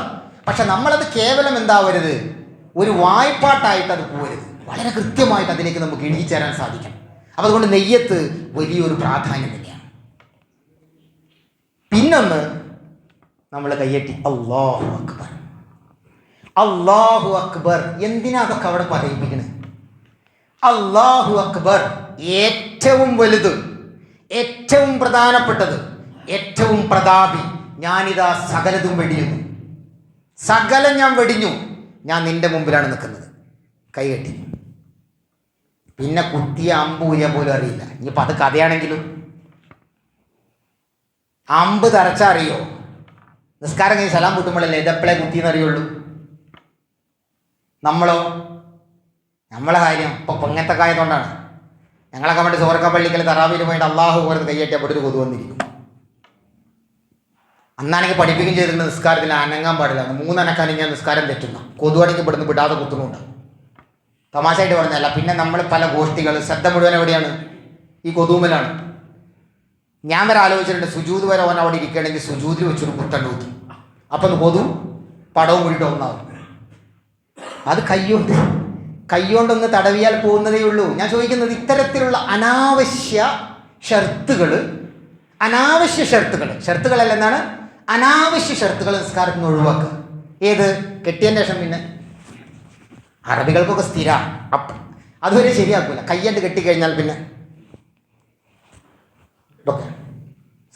ഗൾഫിൽ പോയ ആൾക്കാർക്ക് അറിയണ്ടോ? നമ്മളതൊക്കെ തീർക്കുക, എല്ലാം ഉറപ്പുവരുത്തി അള്ളാഹിൻ്റെ മുമ്പിലാണ് നിൽക്കുന്നത്. കയ്യെട്ടിക്കഴിഞ്ഞാൽ പിന്നെ അനാവശ്യ ചലനങ്ങളൊക്കെ ഒഴിവാക്കുക. കാരണം ഓരോ ചലനങ്ങളും നമ്മുടെ ശ്രദ്ധയെ ഭംഗിച്ചുകൊണ്ടിരിക്കും. മറിച്ച് അസ്വസ്ഥകരമായ ഒന്ന് തട്ടി നീക്കണമെന്ന്. കയ്യിട്ടൊന്നും ഇങ്ങനെ ആക്കണോ നിസ്കാരം പോകുന്നൊന്നും പ്രശ്നമില്ല, നിസ്കാരം പോകുന്നില്ല. കാരണം അത്രമേൽ അതിലേക്ക് നമ്മൾ കോൺസെൻട്രേറ്റ് ചെയ്യാൻ തടസ്സങ്ങളൊക്കെ മാറ്റി വെക്കുക എന്നുള്ളതാണ്. അപ്പം നെയ്യത്ത് കൊണ്ട് അത് അനങ്ങാൻ പാടില്ല എന്നൊക്കെ പറയുന്നത് അനാവശ്യ ചലനങ്ങൾ ഒഴിവാക്കുക എന്നുള്ളതാണ്. ഇനി ഏറ്റവും സുപ്രധാനമായത് നിസ്കാരത്തിൽ പറയുന്നത് എന്താണ് എന്ന് വള്ളി പുള്ളി വിടാതെ ഇന്ന് അറിയാത്തവരുണ്ടെങ്കിൽ നാളൊക്കെ പഠിച്ചിട്ടുണ്ടാവും. നേരത്തെ ഇപ്പം നമ്മൾ ഏറ്റവും ഗൗരവമായ കാര്യം പറഞ്ഞ ഫാത്തിഹയിലാണല്ലോ. ഇയ്യാക്ക നഅ്ബുദു വഇയ്യാക്ക നസ്തഈൻ എന്ന് പറയുന്നത് ഫാത്തിഹയിൽ നിന്ന് എടുത്തതായിട്ടൊന്നല്ല നമുക്ക് തോന്നേണ്ടത്. ഞാൻ പറയാണ്, സംസാരിക്കണം അള്ളനോട്, അല്ലാ ഞാനിത് അവിടെ ഉണ്ട്, നീ അവിടെ ഉണ്ട്, ഞാൻ നിന്റെ മുമ്പിലാണ്, ഞാൻ നിനക്കാണ് ആരാധിക്കുന്നത്, എന്ത് വേണമെങ്കിലും സംഭവിച്ചോട്ടെ, ആകാശം ഇടിഞ്ഞു പൊളിഞ്ഞു പോണോട്ടെ, ഞാൻ നിന്റെ മുമ്പിലല്ലേ, നീയല്ലേ എൻ്റെ രക്ഷകൻ, നീയല്ലേ എൻ്റെ പരിപാലകൻ, നീയല്ലേ എൻ്റെ റൂഹ് തന്നവൻ, നീയല്ലേ എൻ്റെ റൂഹ് എടുക്കുന്നവൻ, എടുത്തോ എടുത്തോ ഇപ്പെടുത്തോ. ഞാൻ പോകാൻ വേണ്ടി വന്നവനല്ല, ഞാൻ പോകാൻ വേണ്ടി വന്നവനല്ല, ഞാൻ നിന്നിലേക്ക് കലിയാൻ വേണ്ടി വന്നവനാണ്. അങ്ങനെ നിസ്കരിക്കാൻ പറ്റും. നമ്മളെ നിസ്കാരത്തെക്കുറിച്ച് പറയേണ്ട വേറെ സാധാരണ മദ്യം നിരോധിക്കുന്നതുമായി ബന്ധപ്പെട്ട് ഇറങ്ങിയ ഒരു ആയത്തുണ്ട്. എന്താ അറിയോ? യാ അയ്യുഹല്ലദീന ആമനൂ ലാ തഖ്റബു സ്വലാത്ത വഅൻതും സുകാറ. നിങ്ങൾ മദ്യത്തിൻ്റെ ലഹരിയിൽ നമസ്കാരത്തിലേക്ക് വരരുത് എന്നാണ് ആദ്യം മദ്യത്തെക്കുറിച്ച് വന്നത്. നമ്മളെ വിഷയം മദ്യം എന്നല്ല, പക്ഷേ ഹത്താ തഅലമൂ മാ തഖൂലൂൻ. കാരണം മദ്യത്തിൻ്റെ ലഹരിയിൽ വന്നാൽ നിസ്കാരത്തിൽ നിങ്ങൾ പറയണത് എന്താ നിങ്ങൾക്ക് മനസ്സിലാവില്ല. എനിക്ക് മനസ്സിലാവണ്ട. അപ്പോൾ ഞാൻ എന്നോട് ചോദിക്കുകയാണ്, ഞാൻ മദ്യത്തിൻ്റെ ലഹരിയിലൊന്നല്ല, അതുകൊണ്ട് ഞാൻ നിസ്കരിക്കാൻ വന്നു. ഹത്താ തഅലമൂ മാ തഖൂലൂൻ, പറയുന്നത് എന്താണെന്ന് ബോധ്യമുണ്ടാവണം. അപ്പോൾ പറയുന്ന ദുആകൾ എന്താവണം, പ്രാർത്ഥനകൾ എന്താവണം, ആയത്തുകൾ എന്താവണം, അതിൻ്റെ അർത്ഥം അറിയണം. പക്ഷെ ഫാത്തിഹയ്ക്ക് ശേഷം ഓതുന്ന പിന്നെ എന്താണ് ഖിറാഅത്ത്, തിലാവത്ത്, അതിൻ്റെ അർത്ഥം ചിലപ്പോൾ എല്ലാം നമുക്ക് അറിഞ്ഞോളണമെന്നില്ല. അത് നിർനിമേഷനായിട്ട് നിൽക്കുക, കേൾക്കുക. അതിൻ്റെ ലഹരിയിൽ അതിൻ്റെ അത് അള്ളാഹിൻ്റെ കലാമ്, അത് ആരോധിയാലും അത് അള്ളാഹിൻ്റെ കലാമിൻ്റെ പരിശുദ്ധമായ ആ മനോഹാരിത, അതിൻ്റെ സഫുകൾ, അതിൻ്റെ ലഫ്ലുകൾ, അതിൻ്റെ മണിക്കലുകൾ, അതിൻ്റെ തജ്വീദുകൾ, അതെല്ലാം ഇങ്ങനെ ആ മനോഹരമായിട്ട് ഇങ്ങനെ ഓതുമ്പോൾ ഉണ്ടാകുന്ന ആ മനോഹാരിതയിൽ നിൽക്കാൻ കഴിയണം. ഇമാമിനോടൊപ്പം അതിൻ്റെ കൂടെ പോവാൻ കഴിയണം. അതല്പം താളനിബദ്ധമല്ലാത്ത തിലാവത്താണെങ്കിൽ പോലും അതിനോട് അലിഞ്ഞു ചേരാൻ കഴിയണം. അപ്പം അങ്ങനെ വരുമ്പോൾ എന്ത് വേണം? നിസ്കാരത്തിൽ വേറൊരു അബദ്ധം കൂടി നമുക്കുണ്ട്. ഇമാമ ഫാത്തിഹ ഓതുമ്പോൾ നമ്മൾ വേറെ എവിടെയാണ്. കാരണം നമുക്കറിയാം ഫാത്തിഹ കഴിഞ്ഞിട്ട് വേണം എനിക്കൊരു ഫാത്തിഹ ഉണ്ട്. അതെന്ത് ഫാത്തിഹയാണ്? നമ്മൾ ഇമാമിൻ്റെ കൂടെ കയ്യെട്ടിയ ആളാണ്, ഇമാമിൻ്റെ കൂടെ ഫാത്തിഹ ഓതുക.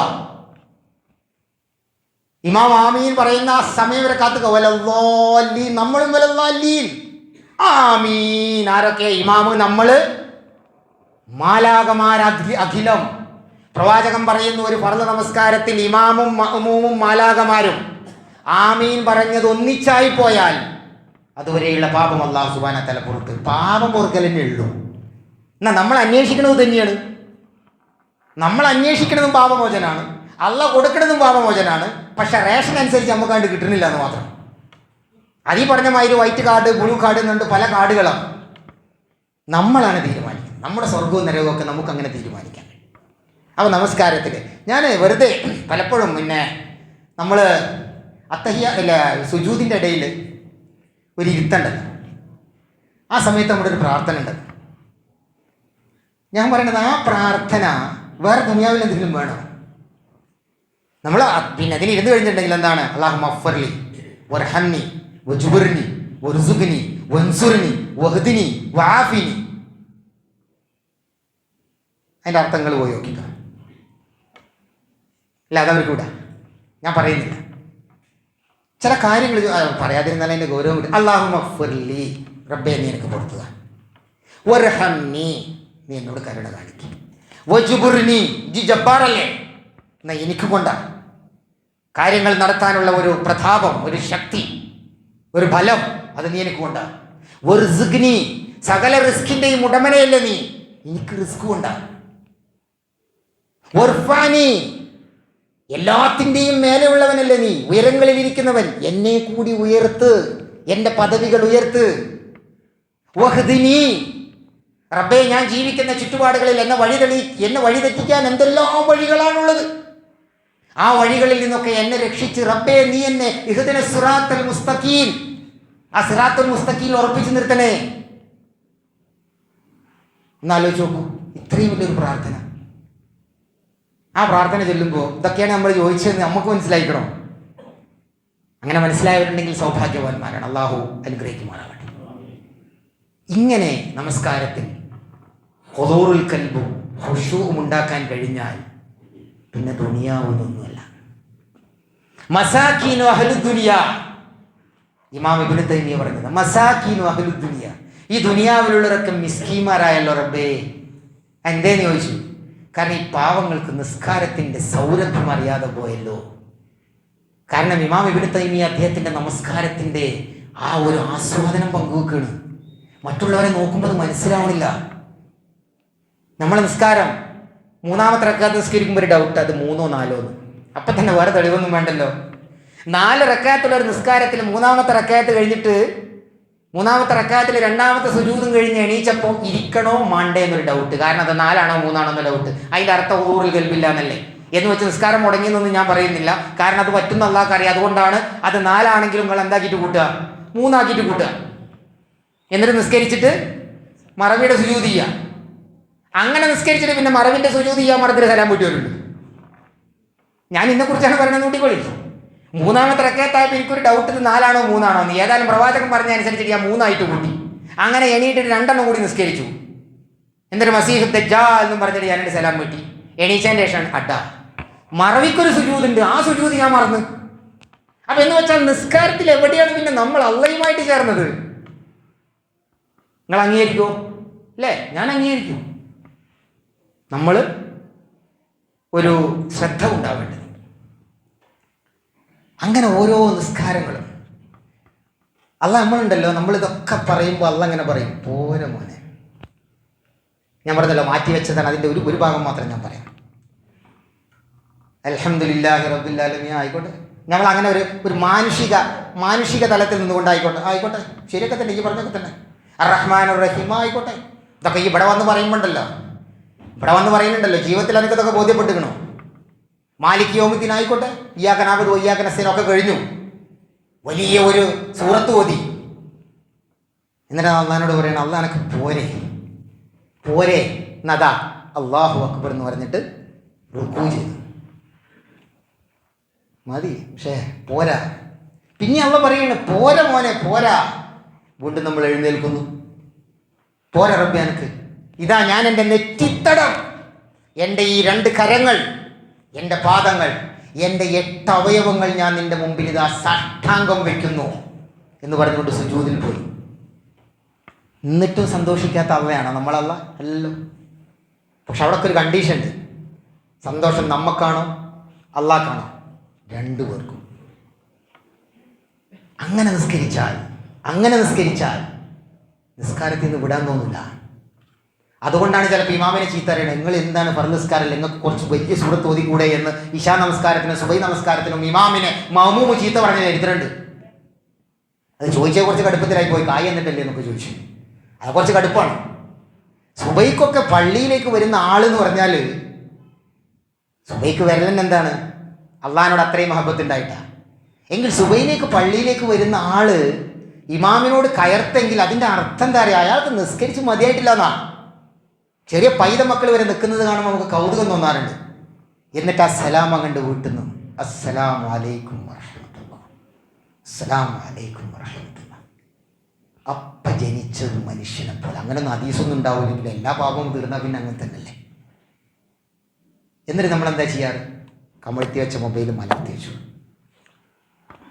എന്തിനറിയോ? OTP വന്നിട്ട് നോക്കാൻ. നിസ്കാരം അവിടെ സ്വീകരിച്ചോ ഇല്ലെന്ന് അറിയാൻ വേണ്ടി ഒരു OTP വരും. ആ OTP അപ്പം കൊടുത്തില്ലെങ്കിൽ നിസ്കാരം സ്വീകരിക്കൂല. ആണോ?